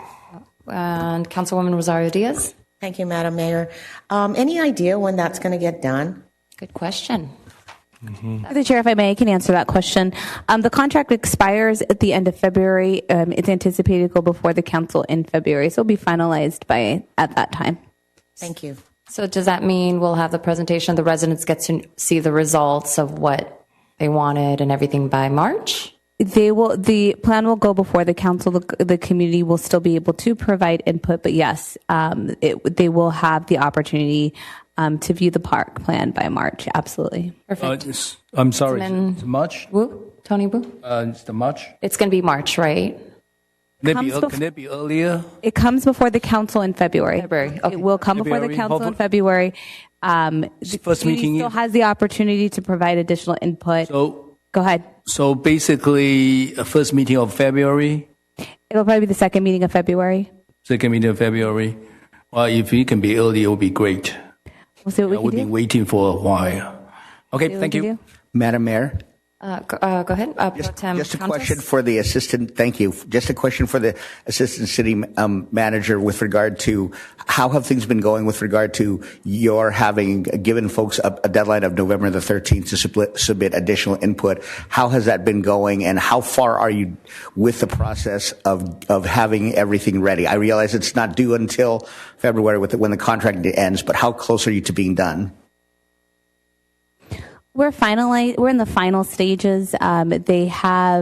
We actually have a meeting scheduled with them this week. We've been meeting with them on a monthly basis. They have gone through their needs assessments and putting those tabulations and those scores together. So we're confident we can bring something forward to the council in February. Thank you. Okay, thank you. So now to the next agenda, item 6, Mayor Pro Tem Contos. Did you pull that? I pulled 8. Oh, you pulled 8. Okay, so that is Councilman Gutierrez, Oh, yeah, okay, great. number 6. So I believe my only concern is that it's asking us to waive the minor irregularities in the bid submitted by We Are Builders and award construction agreement for the Southside Sewer Replacement Project to We Are Builders at the lowest responsible bidder. If our finance director could explain what you're asking the council to do today, and I just want to make sure that we're not contradicting our report that we submitted to the state auditor's office in February, I believe. So yes, part of our municipal code and our purchasing policy, it allows us the flexibility of accepting the lowest responsible bidder, which means it does not have to be the lowest bidder based upon the evaluation. As far as I understand, we are not in any violation with our state controller's report. Again, this is being brought forward to council for consideration and discussion, as well as our Transtech team is here to answer any specific questions that you may have regarding the bid process or RFP. So they're actually, were they the cheapest, or were they the lowest bid, or not understanding why we? On the agenda, we have We Are Builders shows that the Yeah. total bid is the lowest. And on our agenda packet, it states the city council has the following options to 1, approve staff's recommendation, or 2, provide an alternative direction. Did you have additional questions? Yes. So what was the error made? So my understanding, one of the items in terms of the irregularities that we're asking to be waived had to do with the formatting of a form. The information provided was correct. It just was a formatting issue, and there were some other minor typos that did not substantively affect the bid. So it was deemed the lowest responsible bidder. Okay, so it's just, I guess, formatting error then? Correct. One of them was a formatting issue. The other was typo related. Okay. But again, it did not substantively affect their bid. Okay. It did not give them an unfair advantage against the other bidders. Okay, great. And then my last question will be for our city attorney. I think Assistant City Attorney Brittany Roberto handles these, but do you know if do you concur with what our engineer said? Yeah, I believe let me look. Hold on real quick. Yes, we've reviewed the resolution, approved it as to form as well. Okay, Agreement. Great. I'll make a motion to approve. Do I have a second? Second. Okay, we have a motion and a second. Roll call. Roll call. Councilman Gutierrez? Aye. Councilman Wu? Aye. Councilwoman Diaz? Aye. Mayor Pro Tem Contos? Aye. Madam Mayor Lopez Viado? Aye. Motion passes. On to agenda item number 8, pulled by Mayor Pro Tem Oli Cantos. Go ahead. Thank you. With regard to the different item aspects of this budget amendment, I just was wondering with regard to the spending of the money. There was a book altar amount of $500,000. I guess the only way I can really ask this is, do we have to spend $500,000 on an investigation? I mean, that's awfully expensive that we could use that money for something else, or at least lower our investigative costs. $500,000 for an investigation? Honorable Mayor, members of the City Council, if I may respond to that. The $500,000 or $500,000 that I'm requesting for legal expenses is not just for one legal firm. It's for the entire investigation. That includes our special legal counsel, forensic audit, and other services that need to be rendered for this investigation. As far as is $500,000 unreasonable, it's very difficult to estimate or project what the cost will be. I can tell you that I have received 2 months of bills, and those bills amount to about $150,000. So I don't think it's unreasonable to ask for $500,000 to conclude the investigation. But again, it's not just for special legal services. It also includes the forensic audit and the other services that need to be rendered. So in light of the amount, what is our typical practice, Karen, with regard to tapping into our reserves? Shouldn't we tap into reserves in cases of greater emergency, or is there a certain policy on that? The reason I'm coming to the council for consideration of the additional appropriations is there is no funds available in the adopted annual budget within the general fund. And with that being said, I'm unable to proceed in paying for our services that have been rendered, which requires me then to go ask to get the funds from our general fund reserves. And can you remind us the different aspects of this investigation as to what, or these different investigations of what these are to cover with regard to the forensic accounting, et cetera? What is all of that? Or just... Well, for sure we know that it's for the special legal counsel, which might be 1 to 2 counsels that would be overseeing the investigation. In addition to that, there is a forensic audit. Forensic audit basically will recover investigations about transactions, payments, agreements, things of that nature. That is what the forensic audit will focus on. Forensic audit should be no more than maybe 15 to 30,000. We don't anticipate it to be that much. There's not that many transactions for them to review. And to what extent did we strive to identify that investigation costs are based on identifying entities that give us a good deal for the services we're rendering? In other words, we don't know that the typical rates, but is the standard, are these costs that we've been billed, are they typical for the industry? Are they high? Are they low? What is typically entailed with investigations of the nature of what we've been asking? The hourly rates for the different attorneys involved in the investigation as well as the forensic audit seem to be reasonable within the market. The unknown is how many hours are going to be required to conduct the full investigation and to be able to report out. With that uncertainty, that's why I'm asking for the $500,000. Again, currently for just 2 months, approximately $150,000. So we have a policy of keeping 18% reserves. Will that affect implementation of and adherence to that policy of 18%? There is a good chance that, yes, we may fall below the 18% general fund reserves at the end of the fiscal year. So in effect, we would be violating the recommendations of the report that was provided to us by the state auditor with regard to how they recommended that we have a budget reserve of 18%?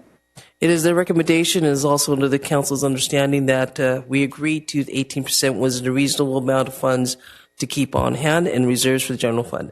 There is definitely a potential that at the end of the fiscal year we could be below that 18%. That is absolutely correct. So that's something we should all consider. Thank you. Thank you. And Madam Mayor and Karen, maybe you can help me here. I think some of the initial billing from the bulk halter firm had dealt with a restraining or a temporary TRO that was filed against the city. I believe they billed for that. That's litigation mainly. It's not necessarily related to the investigation. So that's maybe we can look at maybe pulling some money from the liability fund if possible. But initially, it was sparked by a lawsuit filed. So as of right now, it's not entirely the investigation, but it will. The balance of this should be in the investigation. It should be reduced as we progress. Thank you, Mayor. Councilman Tony Wu. Okay, thank you, Mayor. So basically, the $500 million. Okay, this just estimate. Okay, that reserve in case. Okay, we need to spend. Depend on how much time, how much they bill us. So this is not what we're going to pay. Possible the investigation is already over, okay, and then the $150,000 possible will be the max, okay, or forensic 30,000, this and that. But I think that because the 5-0 approved to have an investigation for all the city council for all the accusation, and we want to report to the public. So, so I don't think, we can, because the money, because something, the integrity of the city council sit over here is very important. So this investigation should be, and continue, and hopefully, we get a report to the public. And so I'm going to move the motion to approve. Do I have a second? I'll second. Roll call. Roll call, Councilman Gutierrez. If I can say something. Oh, go ahead, Councilman Gutierrez. Great, thank you. I was going to say, and then just next time, if you could, when you bring us a report like this, if you could break it down, who's getting what in money, like if it's the auditor, if it's the attorney detail. Yeah, we need more details next time. Absolutely. We'll definitely do our best to accommodate that. Okay, great. Thank you. Thank you. So on to the roll call. Go ahead, your vote. Roll call, Councilman Gutierrez. Aye. Councilman Wu. Aye. Councilwoman Diaz. Aye. Mayor Pro Tem Contos. No. And Madam Mayor Lopez Viado. Aye. Motion passes 4-1. That ends our consent calendar. Now to departmental regular matters. Item number 10, fiscal year 25-26 capital improvement program, CIP update. I'd like to invite Transtech engineer Michael Lloyd.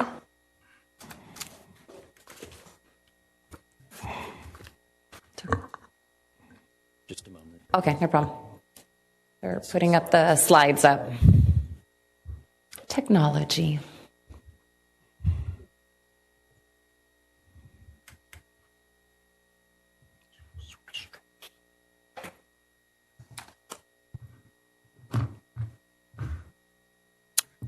Good evening, Mayor, Mayor Pro Tem, and council members. Thank you for the opportunity to provide this receive and file item. It's an update on our capital improvements program. As the next slide shows, what we'll be presenting tonight is a very brief CIP overview, then a list of 2025 projects that have been completed, projects that are currently underway, and then wrap up with upcoming projects. Next slide. So very briefly, just as a reminder, I know council's been advised previously, but just wanted to run through it quickly. Capital Improvement Program identifies capital projects and equipment purchases. It's used from a planning and scheduling perspective. It identifies options for funding and financing of the projects. And then finally, it's based on City Council adopted budget. The phases of the CIP process are the planning and environmental review starting off, followed by design. We then move to purchasing procurement as part of the bidding process, and then finally construction and implementation. Next slide. So we're very excited to report back to council that in the year 2025 that we've completed quite a few projects. The first one here is the Southside Sewer CIPP lining, the phase 1 project. As you know, we just awarded phase 2. But that first phase was completed in February. The senior center roof replacement and HVAC with UV COVID treatment system, that was wrapped up in April this year. The 2024 annual concrete sidewalk curb gutter repair program was completed in April of this year. As you probably recall, the ADA transition plan was adopted earlier this year in July. Also, the SCE metal streetlight replacement program project was completed in August. Next slide. Our fiscal year 23-24 residential street rehab project was wrapped up in August. The BKK detention basin remediation project was completed in October. Fire Station 2 and 4 flooring replacement was completed in October. Citywide pedestrian and vehicle traffic safety improvements, also in October. And then finally, the Palmview Park roof replacement was wrapped up in October as well. Next slide. So just a very brief update on projects that are currently underway. For Friendship Park, the project is currently in design, and the design is nearing completion, and we expect construction happening around summer of next year. Our HSIP Cycle 10 citywide traffic signal improvements, that's currently in construction at the 10 intersections. This is grant funded, and we expect completion in early 2026. So that's exciting to see that project getting close to completion. The SCE Underground District Number 8 Merced Avenue. This is an Edison project to underground the overhead utilities along Merced between Orange Avenue and Sunset Avenue, and we expect completion in early 2026. Next slide. The Southside Sewer Replacement, Phase 2, which was awarded tonight. So that construction will begin early next year, probably in late winter, early spring. Fire Station 1 replacement design. As you recall, the preliminary design was presented to council. The design is currently on hold pending the completion of the financial analysis. So we're in a holding pattern at the moment for Fire Station 1. Cortez Park pathway lighting, it's currently in construction. The long lead items, the materials, those have been ordered so that we expect construction to begin early next year. Next slide. The Azusa Sewer Lift Station fence, that's getting close to completion. There's some minor cleanup items. The bulk of the work has been completed, so we're actually expecting that to be wrapped up here in the next several weeks. The street sweeping signage installation, the Phase 1, we completed that item. Obviously, Phase 2, in terms of the alternate, that'll be brought back for council's consideration early next year. City Hall ADA improvements design, as council I'm sure remembers, that item was brought for consideration and direction earlier this year. It's in the design process. They're addressing those comments and feedback that was received from council, and we expect the design to be wrapped up early next year so that we can move forward with first phase construction. Next slide. The Citrus at Cameron traffic signal design, this is currently in design. We expect design to be completed next year, and we're currently in the process of trying to identify construction funding to move that project forward once design is wrapped up. The ATP Cycle 6, Safe Routes to School, this is currently in design. It's another grant-funded project, $2.6 million. That's exciting. We expect the design to be wrapped up around the middle of next year so that by late next year, we should be in construction. In some of the timing aspect, again, because it's grant funds, we're dealing with Caltrans. There's a process that, for better or worse, we just have to work through the paperwork. On the Azusa Corridor Signal Synchronization Project, this project also is moving forward. We're in the design phase. This will provide needed improvements along the Azusa corridor, both the ADA perspective, ramps and push buttons and so forth at the traffic signals, but also improve the traffic signal timing so that it's more efficient moving through the corridor. This is part of that $7 million funding that was provided by Congress, federal Congress. We expect the design to be completed the summer of next year so that we can receive Caltrans approval to go to bid. We're estimating September of next year. Next slide.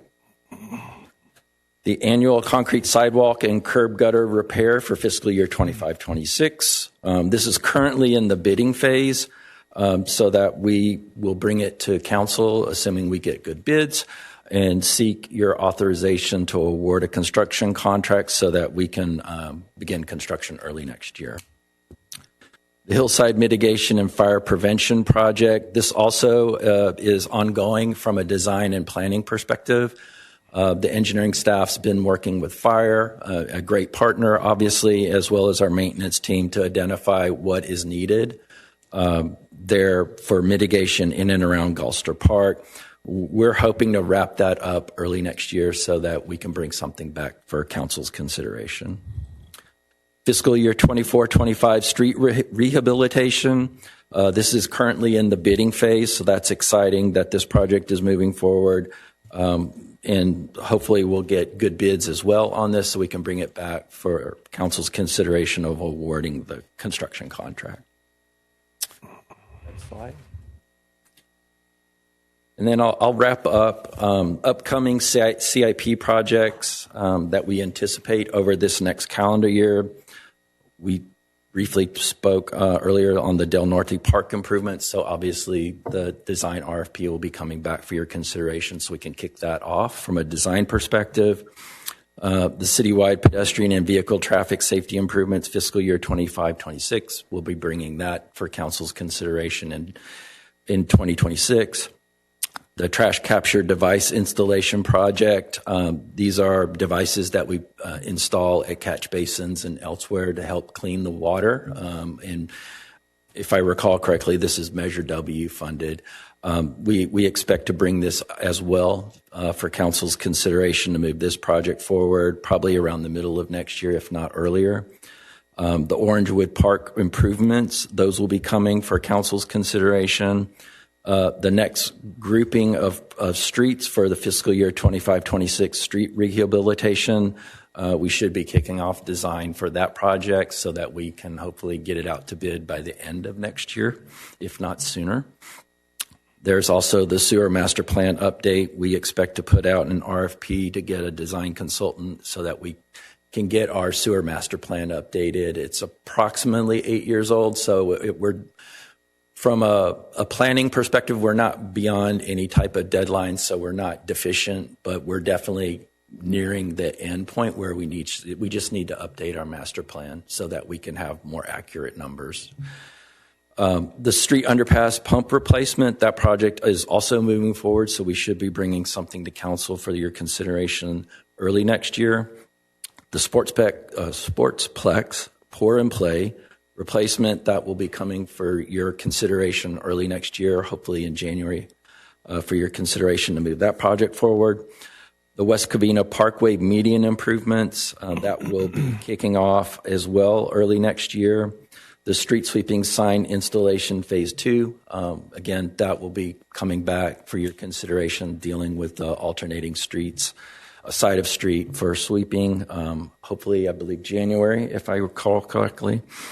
The Cameron Avenue Complete Streets improvements, this is an additional $1 million that's federally funded, in addition to the $7 million we received for Azusa. We'll be bringing something for your consideration to award a design RFP to move that project forward. The HSIP Cycle 12 traffic signal improvements. This is also grant funded, $4.7 million to address traffic signal improvements. Again, we'll be working with Caltrans, so there's a paperwork process, but hopefully we can get something quickly in the next several months for your consideration to award a design proposal. And then finally, Measure M, the MSP Cycle 3 bus shelter and traffic improvements. This is another grant funded project, $1.7 million. And we expect to be bringing something for your consideration as well by the middle of the year. So, again, this is a receive and file, and I'd be happy to answer any questions if there are any, and appreciate your. Before I let the other council speak, I just want to say the CIP projects are my favorite. I enjoy seeing all the improvements, but more importantly, what I love seeing more are the completed projects. So I wanted to thank you for those CIP projects. I do, however, wish that you had photos. I mean, more, when as residents are watching this whole slide of all the improvements, some are more visual. They want to see the before and after. But I do hope that next year with your video, like the wonderful video that you have presented, that you will do the same so that the residents can see the full impact of this. But I wanted to say thank you for that. Go ahead and Councilman Wu. Thank you so much, Mayor. Okay, I agree with you. Yeah, if you with pictures, okay, that would be great. Okay, it would be more. Okay, people can understand what project, but it's a lot of great project. Okay, a lot of great thing. Okay, it looks like the city is moving, a lot of capital improvement. The city is improving. Okay, so that's why we're so happy to see so many projects going on. So the first question I have, Francis Park. Okay, you mentioned they have a design. A couple of years ago, we already have a playground. Okay, installed. We get it from grant. I think it's about $1 million, $2 million grant to install, okay, the playground. And that playground being used a lot. And the only issue is there's no lighting. So like after 5 o'clock dark, the kids playing is not safe. So can you, on the Francis Park, okay, can you, if you improve those lighting for basketball and this and that, can you, okay, improve the lighting for the playground? That part of the.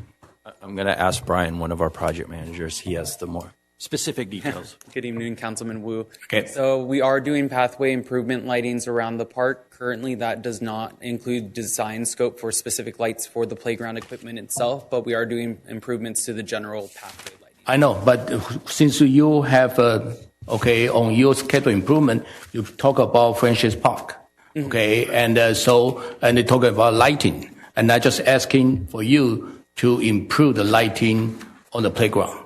Okay, it's not that difficult because liability will be more intense to us if the kid, okay, fell and because not enough lighting. So I've been talking to city manager many times.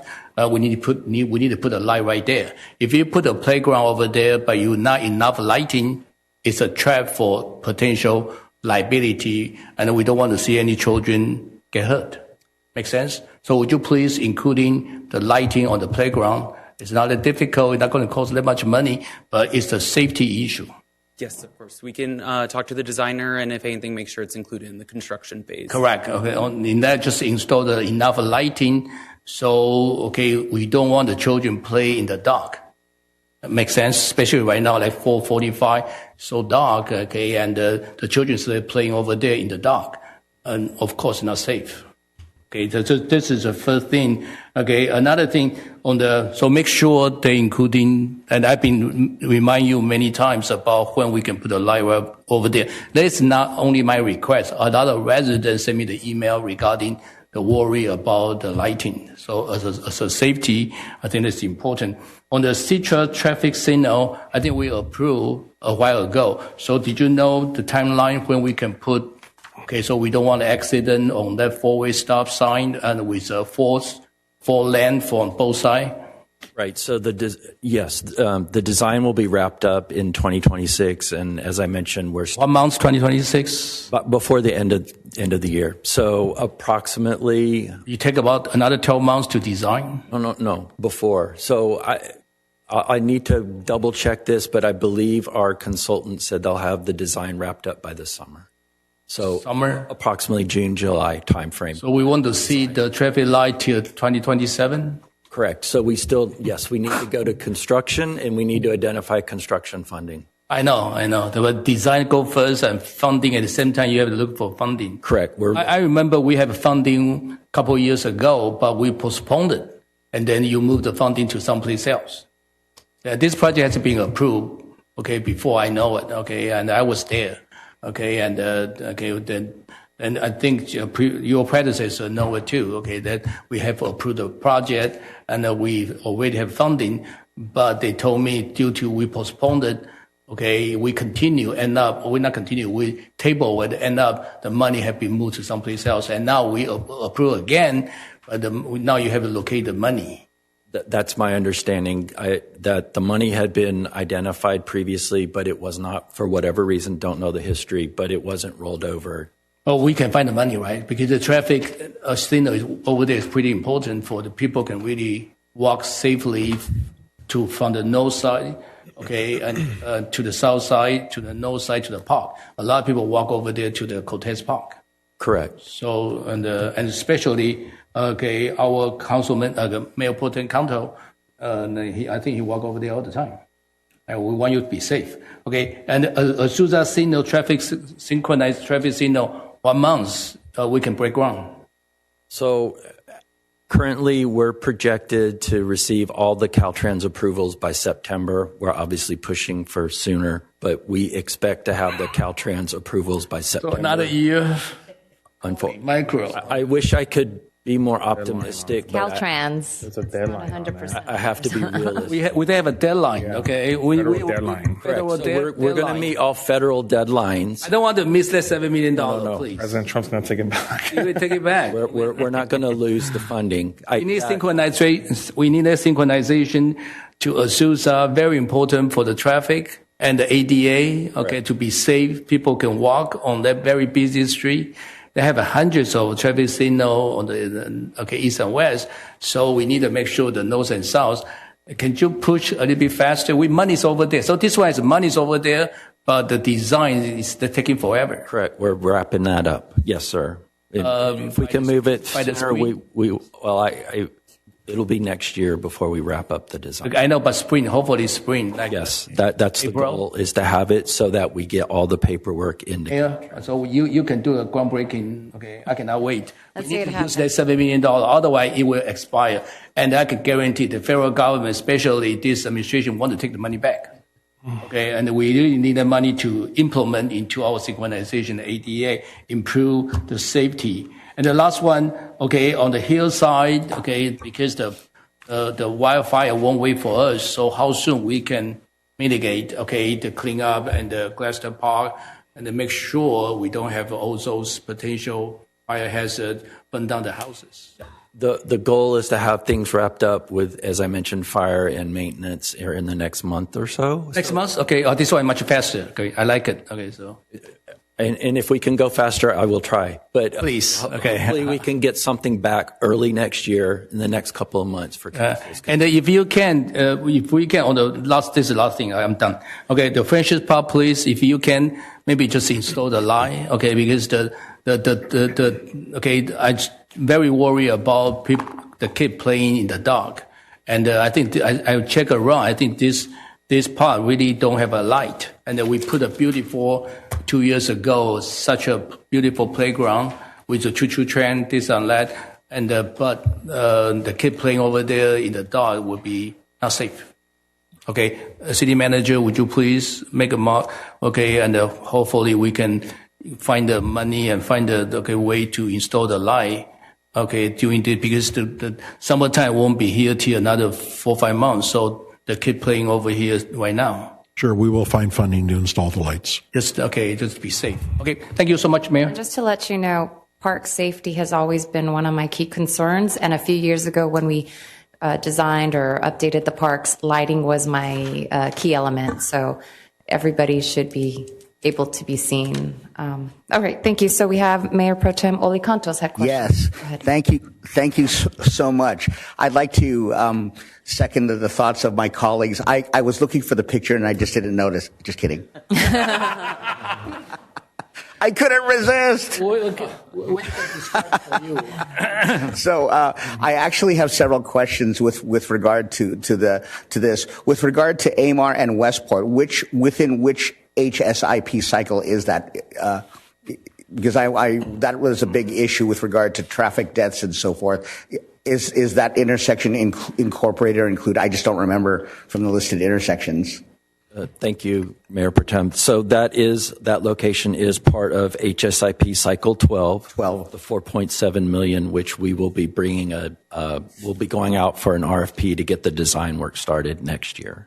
Okay, and so as that happens, can staff please reach out to the families whose family members were lost, or just to let them know just that brief update of what's coming, please, just as a because it's just really important for them to know that we're still working on this and that we haven't forgotten. I will make sure that happens, Mayor Pro Tem. Thank you, Mr. Acting City Manager. And the next question is with regard to the $7 million traffic synchronization project. Is there a coordination effort with Foothill Transit with regard to their bus transponders where the buses who pass can actually get the traffic light turning green as they pass to increase efficiency there? Is that also incorporated with your working with Ricky Choi and others or other folks in county to make sure that happens properly? We are definitely coordinating with the county and our adjacent city jurisdictions. We will coordinate with Foothill Transit. My understanding, at least for the next phase for their rollout of transit priority, is AMAR. However, I'm not sure if there would be interest from the transit agency along Azusa. So we can have that follow-up conversation so that if they have an interest in it, I would prefer they pay for it rather than we use our funding, because even though $7 million is a lot of money, it's not a lot of money, quite frankly, for a project of this size. So I wouldn't recommend to the council to take on another agency's cost for them, but we definitely should have that conversation. Okay, thank you. And the last question is the other intersection that's been difficult is Vincent, I think. Is that in HSIP 10 or 12? I just don't remember. So my understanding is it's in 10, which is currently under construction. Okay, perfect. Thank you for all of your hard work to you and your team. Absolutely incredible. Thank you. Thank you. Councilman Gutierrez? Yes. When is Vincent and Brente going to be done on the striping and so forth? I think you told me, but I forgot. I mean, it's in the email. So my understanding is the work is substantially completed. Understanding that there's some cleanup items, some concrete work that needs to be wrapped up. So that should be done over the next couple of months. Unfortunately, we're in the holiday period, so we lose a little work day, but in the next couple of months. Okay. How about the striping? It was never done. Yes, so I could speak on that. So typically they'll complete the concrete work first and then put the striping over the fresh concrete. So at the intersection of Vincent and Puente, they will be cutting back the medians a bit in order, because currently they are within the crosswalk right now, if I'm not mistaken. So they'll be cutting those back and then restriping the crosswalks at that intersection. Okay, so where are we in? December. When do you think the contractor will finish his job? So definitely by March, but obviously we're pushing to get it done sooner. Okay, great. And then also, I know you're bringing back the sports specs pour and play. I think Orangewood Park, their playground has holes, and it's extremely dangerous for little kids. The little kids come and walk on there because there's big holes in the ground on the playground. So if you could bring that back in January too. Okay, we'll look at that as well. And then let's see. And then for West Covina.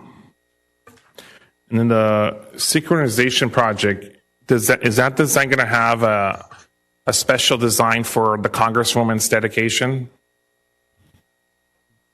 I'm not sure I followed the question. I mean, I think Grace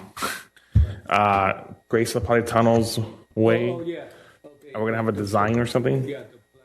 So we're going to put, okay, the street also named as okay. Remember, we have a ceremony for Grace Napolitano, and I think council member asking is about where the design and where we're going to put. I think we already. That will be incorporated. It will be a plaque or some other symbolic symbol dedicating that corridor. On the median. That's correct. Okay. Yeah, so I mean, if there's extra funding or something, I mean, a really nice design to honor her legacy, I think would be nice. And depending on the cost, I mean, maybe even a statue, but depending on the costs. Yeah. Thank you. I don't think statue. I think. Or something, something. I think just it's a street name. Okay. Yeah, or something for the middle island. Any other questions? Councilwoman Diaz? Okay. Oh, I have one more question. Okay. While you're looking for that, I'll go ahead. Okay, one more question. Since you mentioned Councilmember Rosario Diaz, what happened? Did we ever find out what happened to the $2 million for Cameron Park? I mean, that's a Karen question. It was presented to us before you got here, Karen, like we mentioned last time. But it was said that the Cameron Park had roughly, I think, $2 million. And we still haven't gotten an answer on where that money, how it was presented to us incorrectly or vice versa.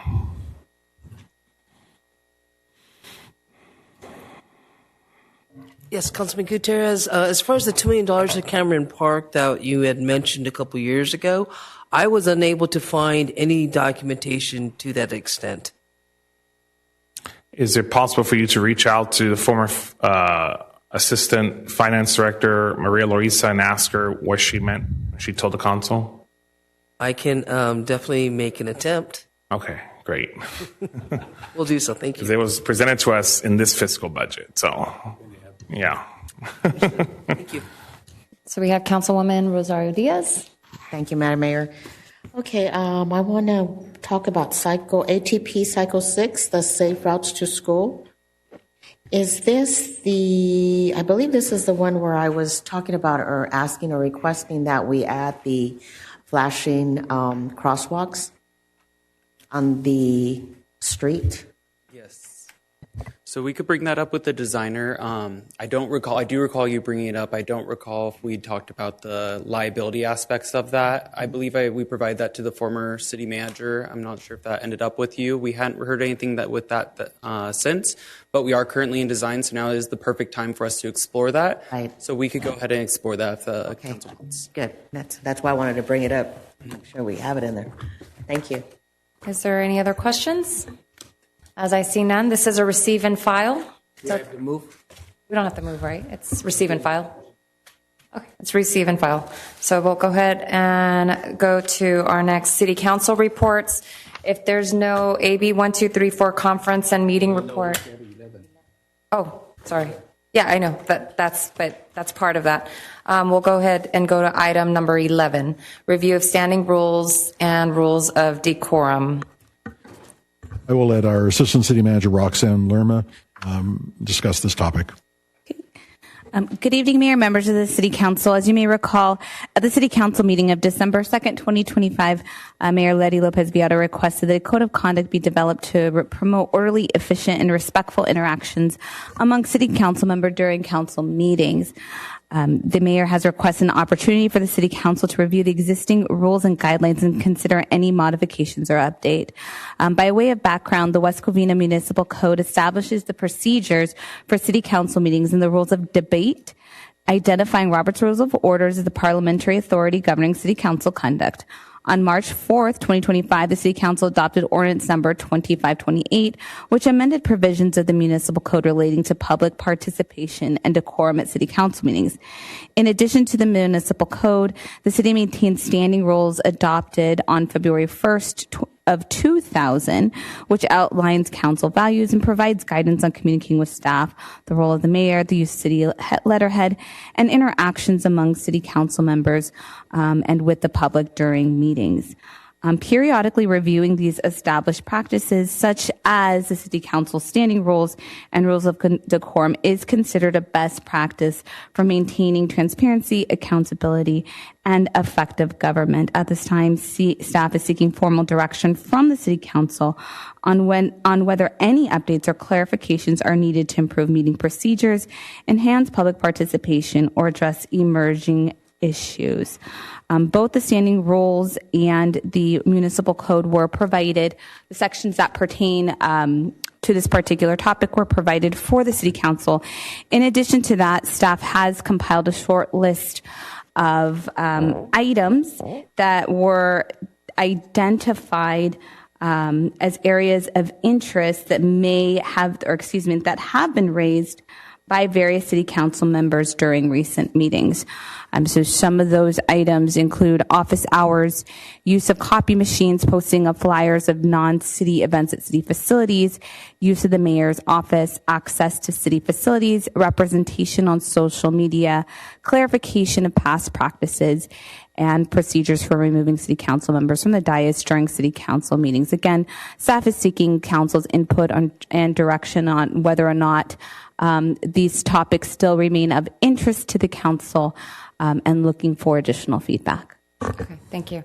So, yes, I was the one who put this, and the West Covina standing rules, this one was adopted 25 years ago. It is outdated. I almost feel like you just need to repeal it and replace it. Some of the things that they said, there are no phonies. There is humor. There's a lot of things that don't take in consideration of today's time. Unfortunately, I know that there's a lot of unwritten rules that should be common sense, but unfortunately, we've been having ongoing issues that still arises that you would think that would be common sense and cordial is not. And because there is no written rules, we wanted to make sure all those written rules are inputted. So the things that was mentioned, the office hours, biggest key, as I had said, is I want to protect staff.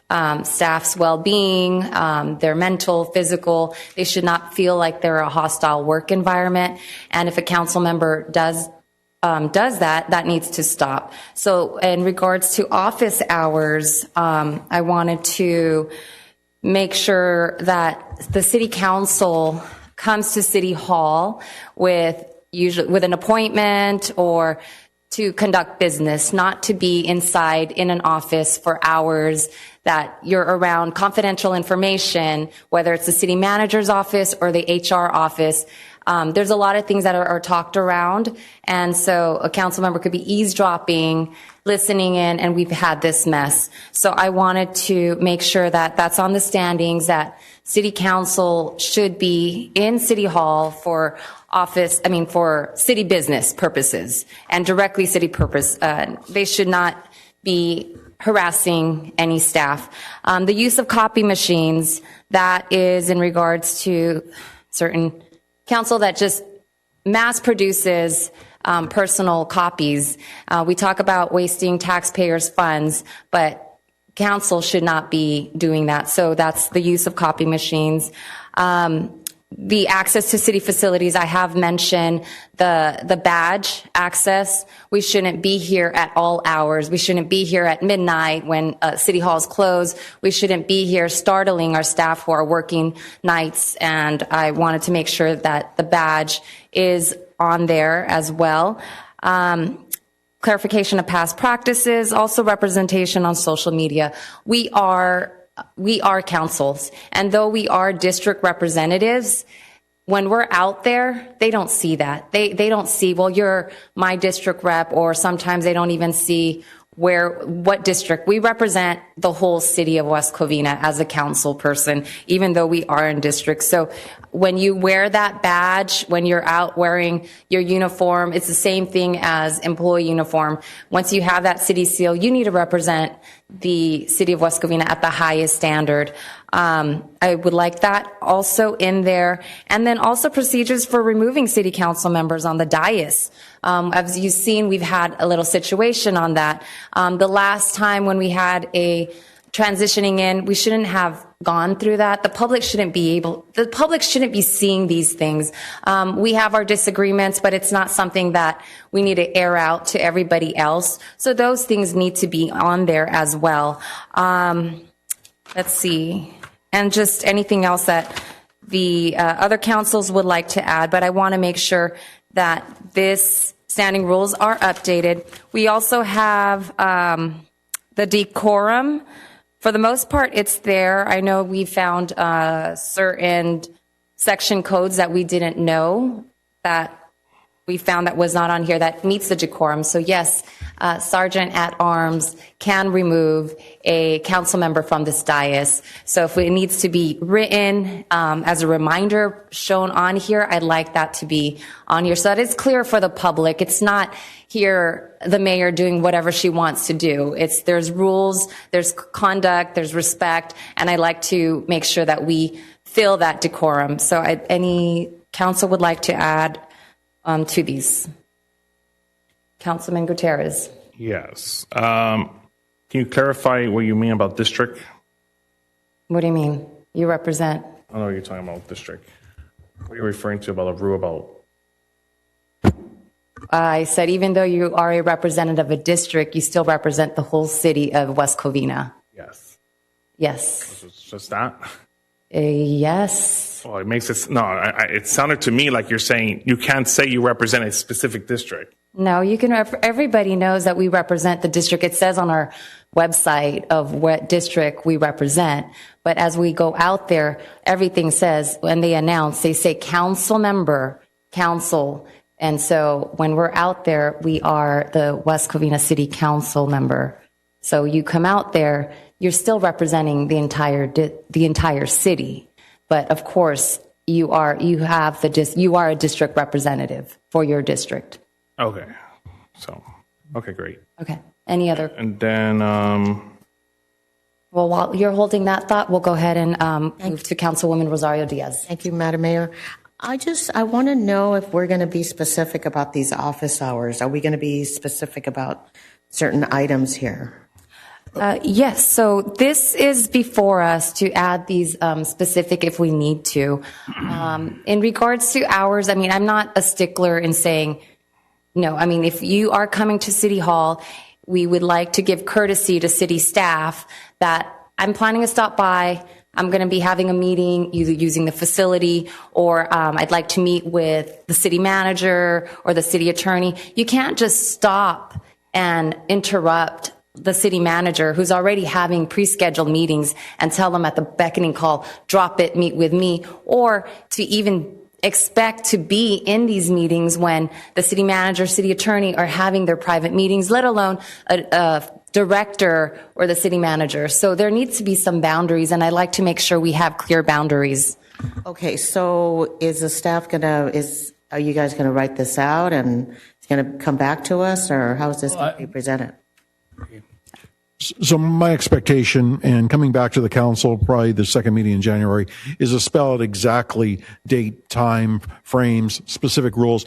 I've talked to each member of the council individually, not as a whole, that yes, we do have situations where staff is booked up throughout the week. We may have 30 individual meetings, and if people just show up with a group or something to meet, it does become a problem. You know, the only thing I've asked of the council is we're free to meet with you, any developers, any business opportunities, just let us know and let us book you into a slot that's available, so I don't have 3 meetings at the same time and, you know, I have to choose one or the other. From there, obviously the standing rules, those are from 25 years ago. I agree. My standpoint is we should probably just repeal and replace completely and then elaborate on not only the items identified. We have gone through multiple of their cities, their current code of conduct, standing rules, best practices, including working with JPIA for sample language that's been proven to be successful in a multitude of cities.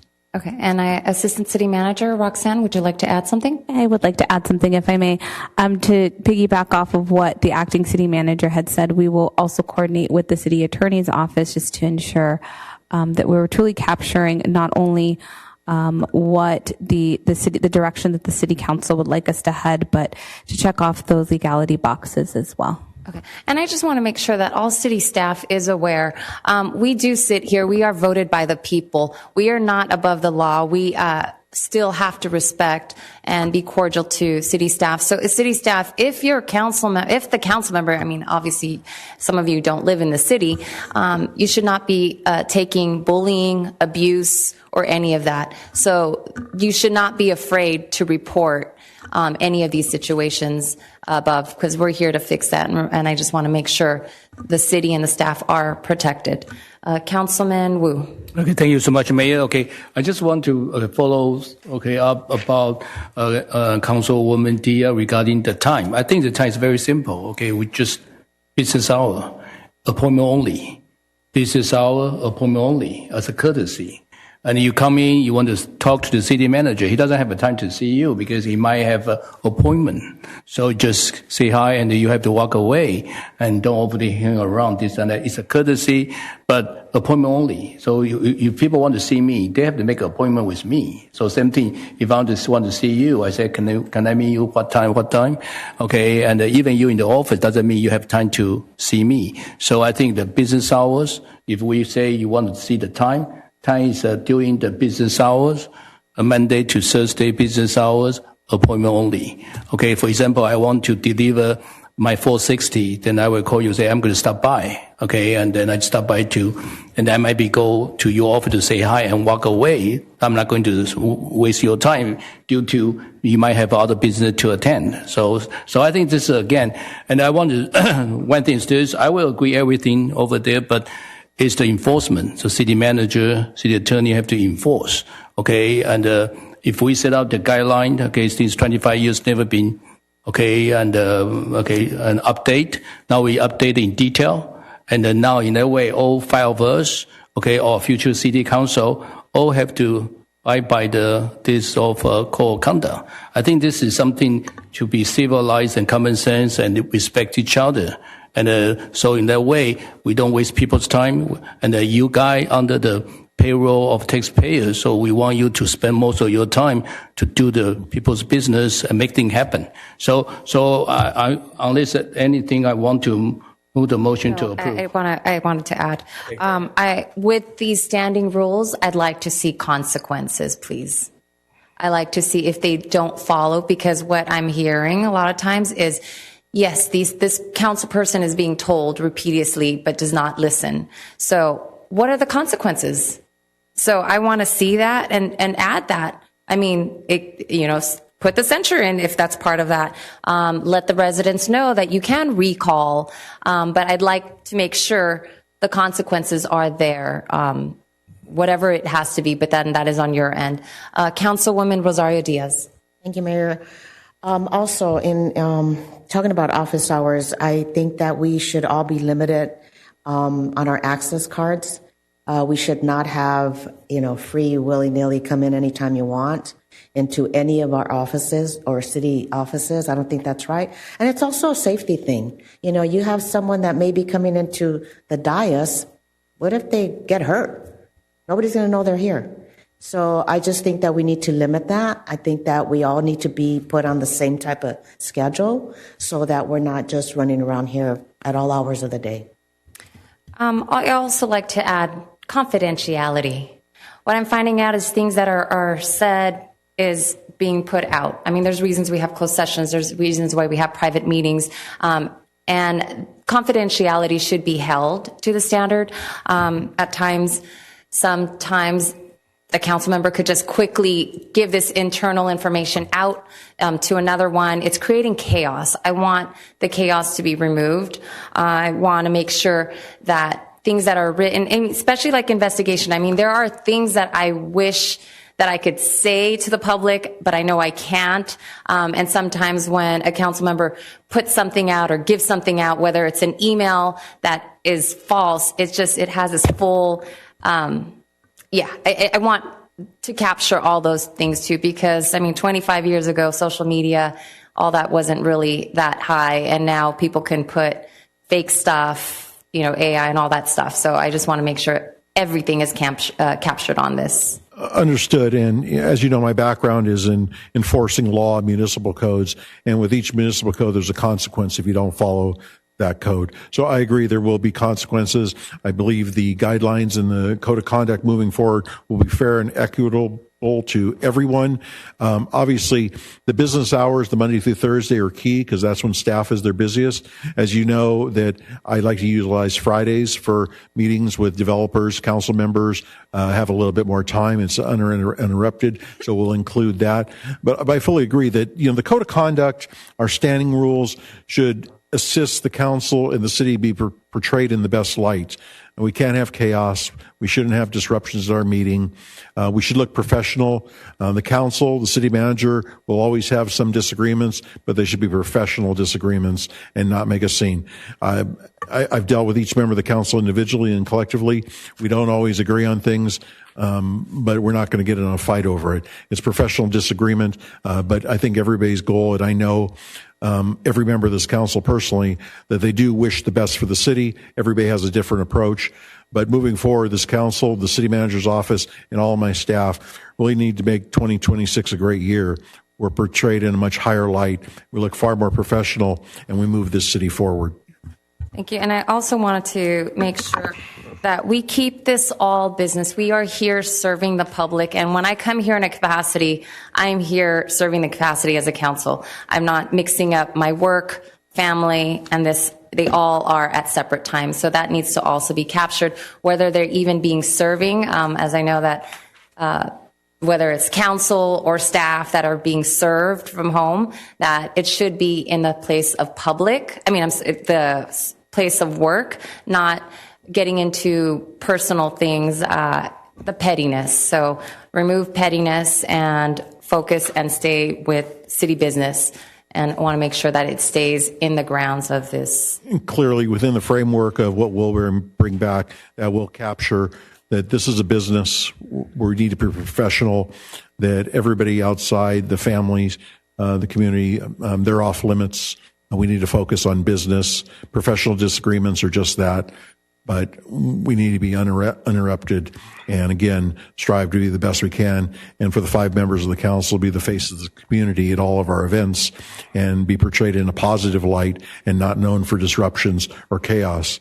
So obviously my role will be to enforce all the standing rules, the code of conduct, having consequences, and be held accountable to make sure those are enforced. If you hear from staff that they're not being enforced, then that's on me, and I'll pay the consequences. But I will make sure that moving forward and having things in print helps me greatly, because it's all too often that you'll hear, whether you're doing enforcement work, code enforcement, public safety, they'll say, well, show me in print. Where does it say that? And it's much easier for somebody with that type background to say, here it is, here are the consequences. And especially if it's adopted by the council, say, this is something you voted for as well. Whether it's this council, future councils, it'll remain in effect until amended or changed by the council. Okay, and I just want to make sure and clarify that the city manager has the discretion to also create additional rules or implement. So some of these things that I'm mentioning right now, it doesn't have to wait till this comes through, especially for the safety of our staff, that a council member shouldn't be there for hours. We're at a place of work. So I would like to make sure that is being implemented immediately. That is, the walls of City Hall are essentially the walls of my house. The employees, my staff, or my family, my job is to protect them, their best interests, and make sure we have a safe and productive and hassle-free work environment. So we are making strides with that. I think if you spoke to members of the staff on the different floors of City Hall, you'll find that most of them are it's improved greatly in the last 6 months as far as direct interaction with any member of the council, that the council, all 5 members, have really taken to coming to me with their concerns through email, phone call, text, and then I delegate it to staff. And oftentimes I'll ask staff to also help with the response back to the council, but that's at my direction. So that part has got a lot better. You're not seeing the complaints or concerns where maybe 6, 8 months, a year ago. Councilman Gutierrez? Yes. Let's see. Yeah, I think what, like Mylon was saying, I think this is the people's house. And then let's see. Also, I was going to ask, were we able to find the gavel that was missing last meeting? Yes, we were. What happened to it? One of the employees that serves as a chairman on another commission was under the understanding that there was a gavel for each commission. So being a new employee, came from another city where each commission, traffic, planning, Parks and Rec, council, all had their own gavel and equipment and gear, right? So after his meeting, he took it back to his desk for safekeeping so it wouldn't get lost. So staff now understands that all of our commissions that share the dais use the same gavel, so that won't happen again. Oh, okay, great. And then, let's see. I think it's important that somehow we integrate something about the ADA in here, the Americans with Disability Act, and the different protocols tied to it. Oh, and I agree with that, because if a council is bringing additional paper, knowing that we have somebody who is ADA who's not able to read it, that all council members, I agree, that should accommodate others with disability. Councilmember Gutierrez, so whether it be state law or federal law, it's our obligation and our duty to follow all state and federal law. But I will provide a brief summary within that. that captures that sentiment. Yeah, I think the mayor misunderstood me. What I was asking in general, in general, a that's policy about ADA and how that policy and how it has to be implemented, and it's a requirement that ADA has to be implemented. And I just want to make sure that the public is aware that the council is not a city employee. So there are rules that city employee has their rights and the city council doesn't. But I just want to make sure they also know that. But of course, we will follow any federal, state rules. And that is why we are definitely going to have the lawyers give their input and make sure we implement those things. Yeah. In addition, one of the things we're working on that we can incorporate it into our standing rules code of conduct is that we're going to, at least at a staff level, require our staff members to attend some additional trainings so we all understand things better no matter what discipline or issue it is. Because a lot of us in the business, we haven't been exposed to everything that we're currently exposed to nowadays. So we will be doing other trainings through JPIA and other sources to help remedy any of the concerns and issues that have been coming up maybe for the last 6 months or a year. If I could finish speaking, because I have the floor right now. So go ahead, Councilmember. I'm sorry. Getting interrupted. But, and so I think it's important. I'm not going to argue about what the ADA is and what the ADA is not. But what I am going to say is that's incorrect. Just because you're an elected official doesn't mean that you do not qualify for reasonable accommodations under federal and state law. And that's a fact. There's a California Attorney General opinion on that, and the law is the law. I think it's very important to have. I support this code of conduct. I think it's vital and important. I think our city has lost millions and millions of dollars over the years from major lawsuits from past employees who allege hostile work environments, a disregard to the labor law, and vice versa. So I think this is vital for our community. That's it. Councilman Wu. Since we're talking about the ADA qualification requirement, and last meeting, I have a Mother May I and a 5-0 approve regarding the ADA abuse. People use the ADA as a shield, and continue utilize it like a protection, something that he can continue to walk away from some of the issue. So I think we already approved. So I want the city to look into it, and then also the credential regarding the ADA, who has ADA, who qualify ADA, and that should bring back to the council regarding all the finding. Councilman Wu, so that goes back to better education and training for all members of staff and even elected officials. I think that as we get a better understanding and educate ourselves a little bit more, we'll have less questions about these. And also through our city attorney's office, doing a training on the general overview of both state and federal laws that apply in these subjects will help move us forward, and I don't believe it would be so much of an issue moving forward. Got it. Okay, and I understand, but my point is how soon we can bring this back to us regarding 5-0 approve the Mother May I regarding the ADA abuse situation. We will come back. It's tentatively scheduled for January 20th. We will have both some education material, training in place, and we'll also come back with the standing rules proposed code of conduct where the council can weigh in and add or remove anything. But I agree with members of the council, Mayor specifically, that the current standing rules are really a repeal and replace with a newer document. Most of that 2000 version is very outdated. It needs to be upgraded. Okay, and the final thing I want to state it, and we have 2 ADA council members on the diet, and one, and physically we can see the issue, but he never complained with anything, he always accommodate and try to work with everybody. Another one is continue to using the ADA, and so I think that we need to make sure, and the people not abuse using the ADA as a shield. So this is what the Mother May I about, and we need a report, and so the city can be protected.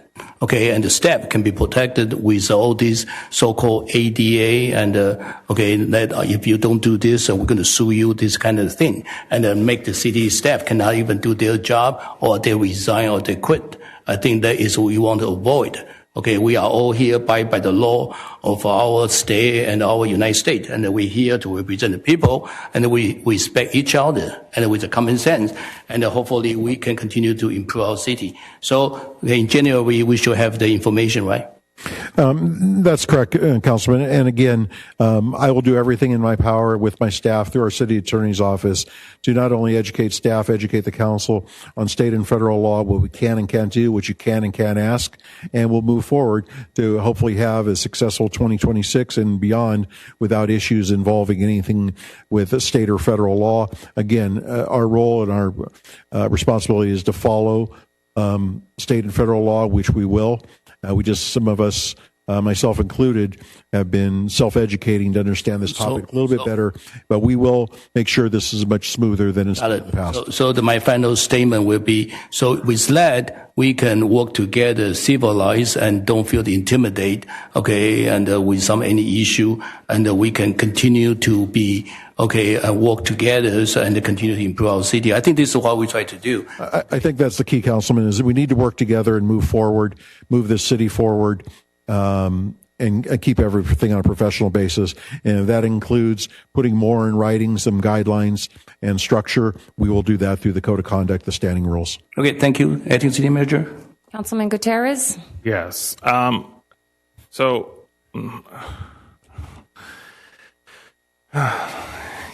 You make a comment that there's two members on the council with disabilities. You say one, you could tell, the other, you can't.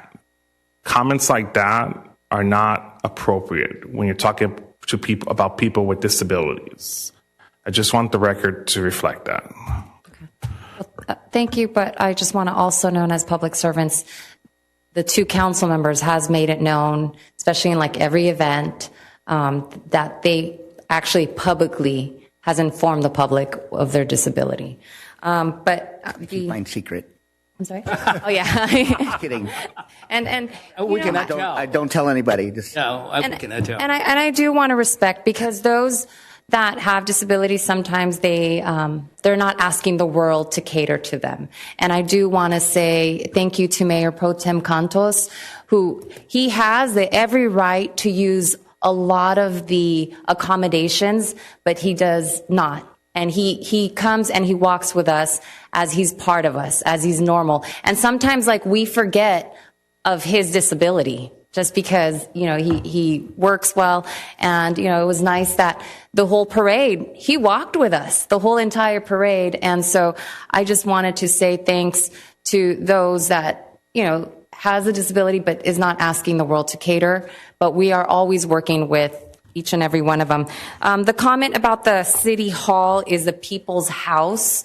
It doesn't give anyone the right, the public or the council, to come whenever they want and just squat or just do whatever they want. There are rules in everything, and in life, there's just rules to everything, including your own house that you live in. So rules, guidelines are very important, and that's why we're here today, to make sure that we have those listed so that there are no misunderstandings and that we can just move in peace.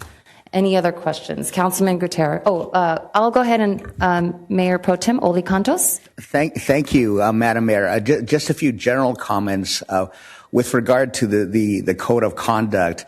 It's important that it be reflected that because of our city manager form of government, all of our communications as members of this council need to go through the city manager. And then from there, however, arrangements where he needs to be the one that through whom everything goes. So we should not be going to subordinate staff to give them instruction. It needs to go through the city manager, then coordinated from there with staff, but it has to go through that way in order to enable, in this case, it's Mylan, so enable him to be able to coordinate efforts with staff. That's the model of government under which we operate. The other thing with regard to disability is that the Americans with Disabilities Act is intended to level the playing field so we each have an equal opportunity to participate in every aspect of societal life. It does not mean that anyone has any more or less privilege. It means simply that we are leveled at the right playing field. And then the reason why I bring that up is because it's important to recognize that it is not meant to create, quote, special treatment or special privilege. It is simply meant to create an environment that is free from discrimination, literally, namely, that there are no physical, attitudinal, and programmatic barriers to people being able to do their jobs. So under the standards, with including for us as elected officials, which are considered employees for ADA purposes, we need to be able to do the essential functions under Title I of the ADA. We must fulfill the essential functions of the job with or without reasonable accommodation. And so an individual standard is applied, and then the appropriate individual entity that would make those determinations in doing and applying the individual standard. In our case, it would be the HR office. And then from there, just because one person has what disability and another has a different disability, there has to be an individualized, interactive approach. And in doing that, it must mean that it needs to be tied to a job function that an accommodation is meant to remedy. I'm only just a mini ADA seminar here. I mean, well, regardless of whether the ADA is mentioned directly or indirectly, or the Rehabilitation Act of 1973, Section 504, which prohibits any entity receiving federal funds from being discriminatory, regardless of whether it is mentioned or not mentioned, we all have an obligation to follow it. And so my personal approach is to apply a philosophy of personal responsibility, where there are things that I do need, but then if there are things that I don't, then I'm not going to ask. So it's important, at least on my end, to do that. So, for example, I'm really grateful to all four of my council colleagues. There are times that they want me to fall off a stage or something. They grab me, or there's a tree branch in the way, so they tell me duck or move to the side or whatever. But those aren't formalized accommodations, but that's just out of courtesy. But then the same thing happens with me as a fellow colleague of theirs, where if I can do anything to be of support to them, I will. And so we just need to have the discussion of disability within the context of what the original writers of the ADA intended, which is essentially to create an environment of equality and not to create any type of advantage of one group over another. That's all I needed to clarify there. Thank you. Thank you. Well said, Mayor Pro Tem Cantos. I mean, if anything that has to be with the ADA, I wouldn't mind appointing you as the lead for the ADA on this thing. And yes, there is always a chain of command, same thing, family structure too, mom, dad, kids. So the chain of command is, so in case people don't know, I mean, obviously the residents vote for us. The residents are our bosses pretty much. And the council can hire and fire city manager and city attorney. And then of course the chain of command goes, up and down, and staff, if you have issues, concerns, please bring it up the chain. I do understand sometimes I am open if something is not going, if they're not listening, I'm open. Feel free to reach out, call, text, whatever, talk to me. I want to make sure everything is in good hands. So chain of command occurs. I know I made council requests a few council meeting ago. That also applies here to the standing rules. We are public servants, so I don't know if we have to go in details here of what's public and what's private, because sometimes certain council wants to just pick and choose what they want to do, and it's like, we're public servants, this is public, and then other things are private. So some people need to really see the difference, and that probably could be captured here. Anything else? Councilman Gutierrez. Yes.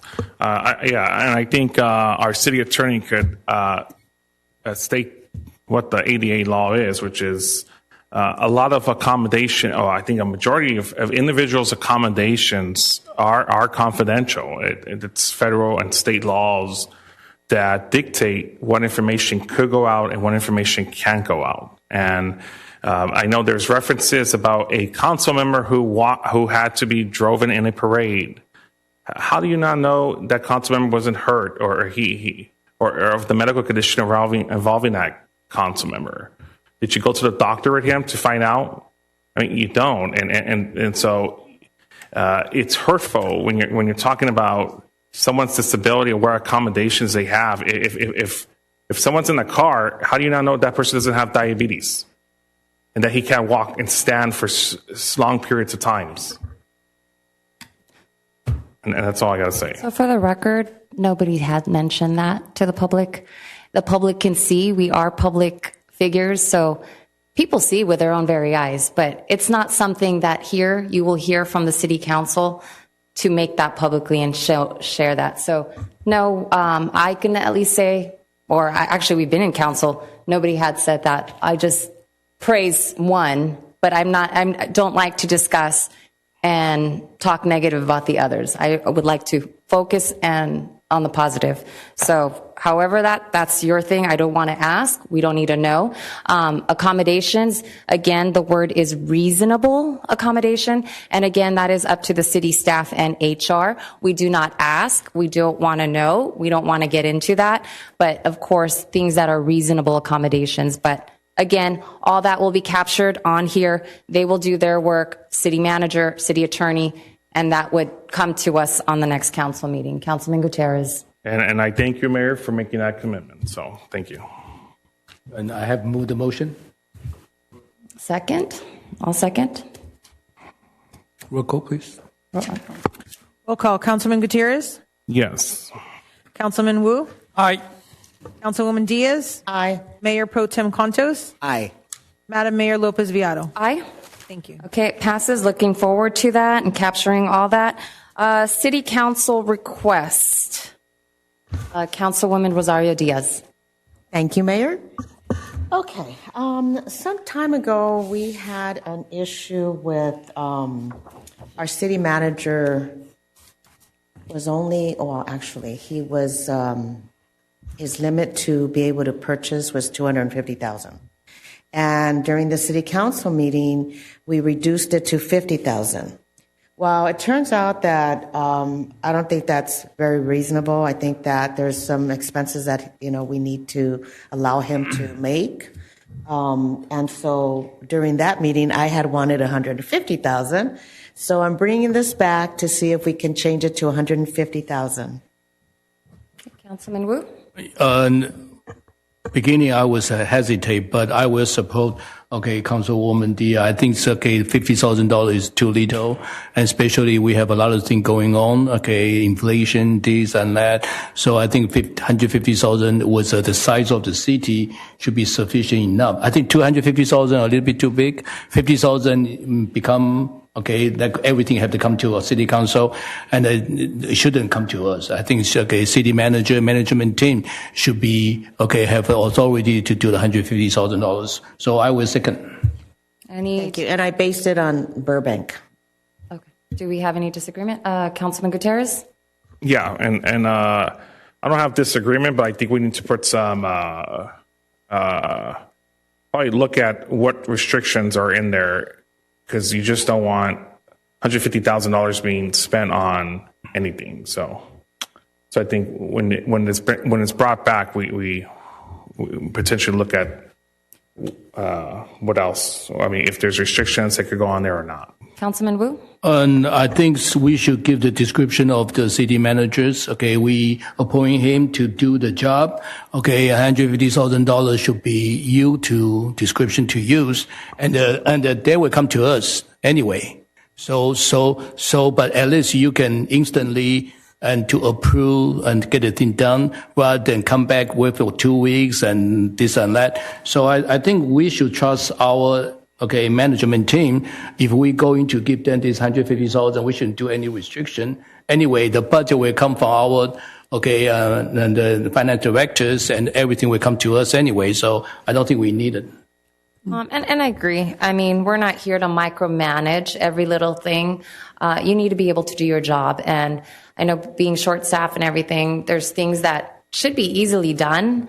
But the many red tape that has to go over by the time it needs to be done, it's like over a month, 2 months, and we are feeling it from the staff side. And somebody who I have to order and do all that stuff, and my job to have that discretion makes it easier, because at the end, it does come back to the council. I mean, you're going to have to let us know what is spent and so forth, but it's just more that you have discretion to get the job done. So I agree. Anything else? Councilman Gutierrez? Yeah, I think this item's going to come back to us. So I'm just saying, I'm just making a comment. I'm not saying we're taking action. I'm not making an action on it. And I think it's important. I mean, the reason why I stated that, and it's going to be brought back to us. So I'm not saying we're making an action tonight on it, but I'm saying I'm making a suggestion that one of the things we should look at in that process is not. I think it's essential that, yes, our police and fire personnel have the resources they need to buy the equipment they need. What I'm referring to is potentially events that cost the taxpayers $150,000. And I think there has to be some sort of bring it to us and let us know before you spend all that money kind of thing. That's what I'm referring to. Councilmember Gutierrez, I will work with our finance director to apply all best practices and safeguards. So whether it's me or somebody else sitting up here, there's no abuse of the authority. Okay, I agree. Thank you. Okay. Councilman Wu. And the police and fire, the event, to put people together, unite people together, bring 10,000 people or more into our city, bring the name, it was every time. Okay, and even we pay overtime for the police and fire. It's worth it. Okay, so again, this under description of our management. If they feel like this is not a good event, they don't do it. If it is a good event, you have the right and to put it together. Not always come to us like micromanagement all the time. You guys should run the city, okay, and make our city great, make our city vibrant, make our city always attract business come to us and unite our residents together. Okay, and this is what we're here for. Okay, even event sometimes costs money, like our children parade. That's magnificent event. Okay, let put people together, children so happy, walk on the street. I always say, okay, no matter how, I don't even care how much city use. Okay, as long as you guys all agree, then you should make the thing happen. I think this is how people are very proud to live in West Covina, and this is so important, no less than police and fire. So I think everything should go back to trust. If we give you $150,000, the trust is yours, okay, and you should do your job to make the thing happen. And, for special events, as I always said, a lot of special events, you don't make money. I mean, we give this to the community, it's free. But with all special events, there are budgets. And so each event, I mean, of course, I'll leave it to the city manager of the budget. The budget can come through us, obviously, but in the discretion of what you guys purchase and anything, that is on you as long as you don't spend past what the budget amount. I run the largest Black History Parade and Festival in Southern California, and I'm the main lead, to do everything, including the budget, going here. I have a council to answer to and everything, so I understand how it is, and we should not micromanage the staff on how to do their job. I mean, obviously, I have faith that you have hired great staff. I know Susie was one of them. We praised her for the Kiwanis Festival, and so I appreciate that. And these are competent, great staff. And believe me, when if the event goes bad, you'll hear it. And we'll hear it, and then it's out there. So I trust that these money has been spent well. The community's happy, and the happiness, you can't pay for that. That's priceless, and that's part of the city of West Covina. So yes, I agree with this. If everything is good, it's going to come back to us, and then we can go ahead and move forward with that. Okay. Do we have anything else? Yeah. Councilman Gutierrez. Yeah, and I just want to say, I think the idea that our city manager recommended I think that's a remarkable idea. So, yeah. But that's it. Okay, roll call. Oh, no, we don't have the roll call. It's good, sorry. All right. Oh, yeah. So we did any other city council request? None. City council comments? Councilwoman Rosario Diaz. I just want to wish everyone a Merry, Merry Christmas and a Happy New Year. Please be safe out there, and we'll see you next year. Councilman Wu. Thank you, Mayor. I just want to say magnificent job for the tree lighting, the snow it. Great job for the staff. Magnificent pack. Okay, I think this is an area we can do special event.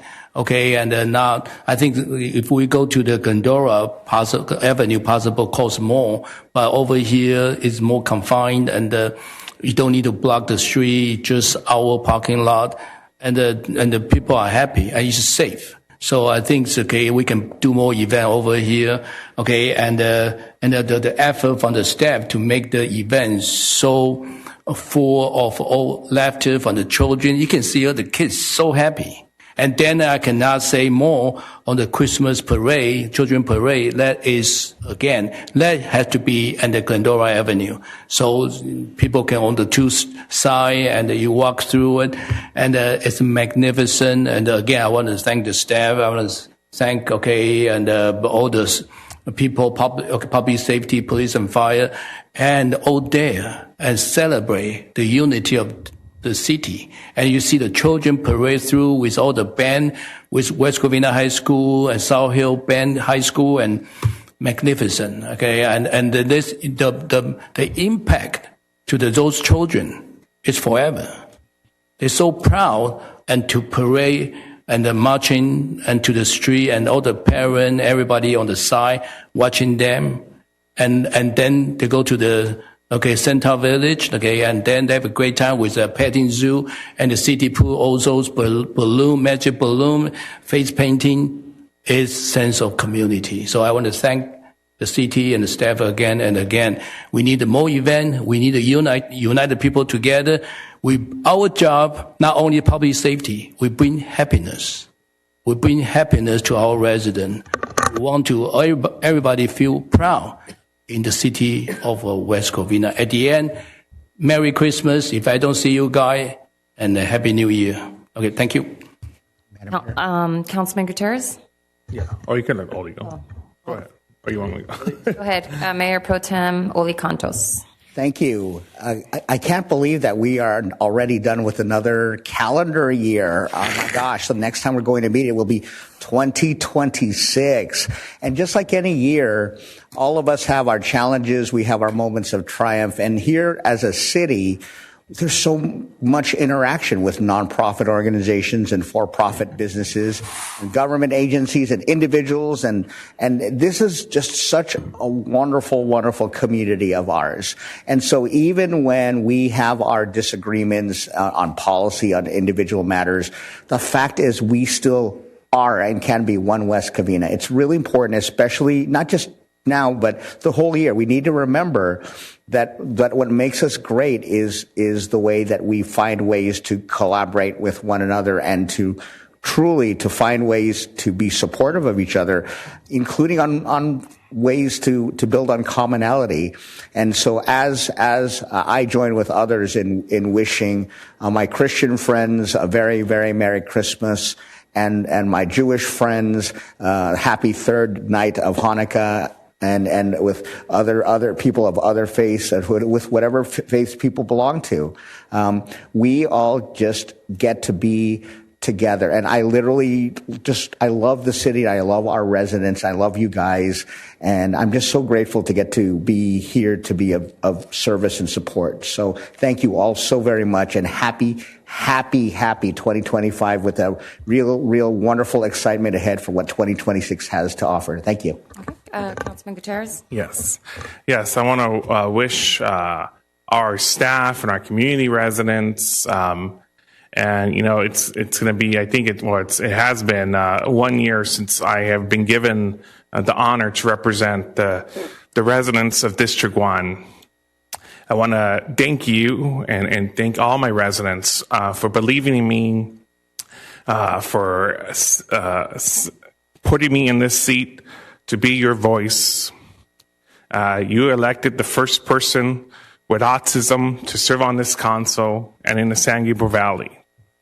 And it's the highest honor I have. And I want to wish all our staff, our firefighters, our police officers, Merry Christmas. Growing up as a kid in foster care, I used to go in the backyard and after I was physically and mentally abused, I used to go in the backyard and run in the back and and sometimes cry. And I used to see a police helicopter fly over. And one night, that police helicopter came and saved me and took me out of harm's way. And so when people want to know why I support our police and fire personnel, it was them who took me out of that harm's way. And so all our residents, again, our community, our firefighters, our police officers, our staff, without you, there will be no West Covina. And united, we can continue to make West Covina prosperous and the #1 city in the San Gabriel Valley. So thank you, and God bless. Thank you. So I know this year has been an interesting year. I just wanted to say thank you to my colleagues. Besides the earlier hiccup, this was a smooth meeting overall. It's my first and last meeting of the year. And so I just want to say thank you, and I hope that the next year we can continue to just focus on business, city business, and just get things done. I don't want to be here till midnight if we don't have to. I'll try to keep it short, succinct, just to make sure that the council flows. And I also wanted to say the West Covina Children's Parade and Festival was the largest this year that we've ever had. Look forward to the press release. Assistant City Manager we'll have that press release out. Feel free to read it. Yeah, it's really beautiful. It's nice to see everyone out there. So I love having the first of everything. So that was the first here. It is also the gift of giving. We have to also remember there are those that are in need. Police and fire has been collecting toys. Feel free to, drop off toy donation. You're making a child's day very happy. I know that there's a lot of events that we are attending. We have all contributed. We all donated unwrapped toys, and they are going to go in good hands. So I love that. And I just wanted to say thank you again for everyone, and I hope that 2026 will be a very happy new year, and everybody enjoy your holidays. And, I know sometimes people get lonely. Feel free, talk to your neighbor, call staff, I want to make sure everybody has a good holidays. Thank you. Councilman Wu? Yeah, okay, I forgot a very important thing, and this is very sad news, okay? One of the legendary, our citizen, a resident in West Covina, William, also called Bill, and McIntyre, he passed away this couple of days. Okay, and I don't know exactly day. And I got notified today, and I went to visit him in the assisted living. He was a very good spirit. Okay, we talk a lot. He asked me a lot of questions about West Covina business, okay, about West Covina situation. So he really cared about West Covina. So if people know him, Bill McIntyre, okay, and own a lot of business in our city in Covina, West Covina. And if you know, okay, on the Citra and 10 freeway, you have a McIntyre Square. And that basically is his square. Okay, and by the way, I'm the person, okay, get that name, okay, I persuade him to put his name, McIntyre Square, my square. Okay, it's one of the most successful square in West Covina, but he is not only, okay, he's a great businessman, and he also a great charity giver. He gave a lot of donation to the school, to our West Covina K9 consistently, okay, and donate to all the event and this and that. He is very generous, okay, and he is, okay, grew up I think he is our native from his grandpa and to him, okay, and continue to do a great thing in this great city. So, and I'm so glad I have a chance to meet him. Recently, I went to visit him, and I even provide, that time I'm still the mayor, I provide a lifetime achievement, and he was so happy. And he's going to put a frame and put on his room. And I'm glad I can see him that time. And I want him to rest in peace. And my deepest condolence, okay, to the family, to the Andy McIntyre, Diane McIntyre, the wife, okay, and other sibling, okay, and he has a and Andy McIntyre, and still have Billy McIntyre, Cindy McIntyre, and Claudie McIntyre. Okay, so I wish him all the best. Okay, and he will be deeply missed because he's like a legend in West Covina. So I want to have a mayor adjournment, okay, or his memory of Bill McIntyre, the great man. Thank you. Thank you. If there are no further comments, we'll adjourn in memory of McIntyre. Other than that, everybody please stay healthy. I know everybody's getting sick. Make sure, eat well, take your vitamins, and rest, and try not to stress a lot during these holiday seasons. So other than that, I adjourn this meeting. Meeting adjourned.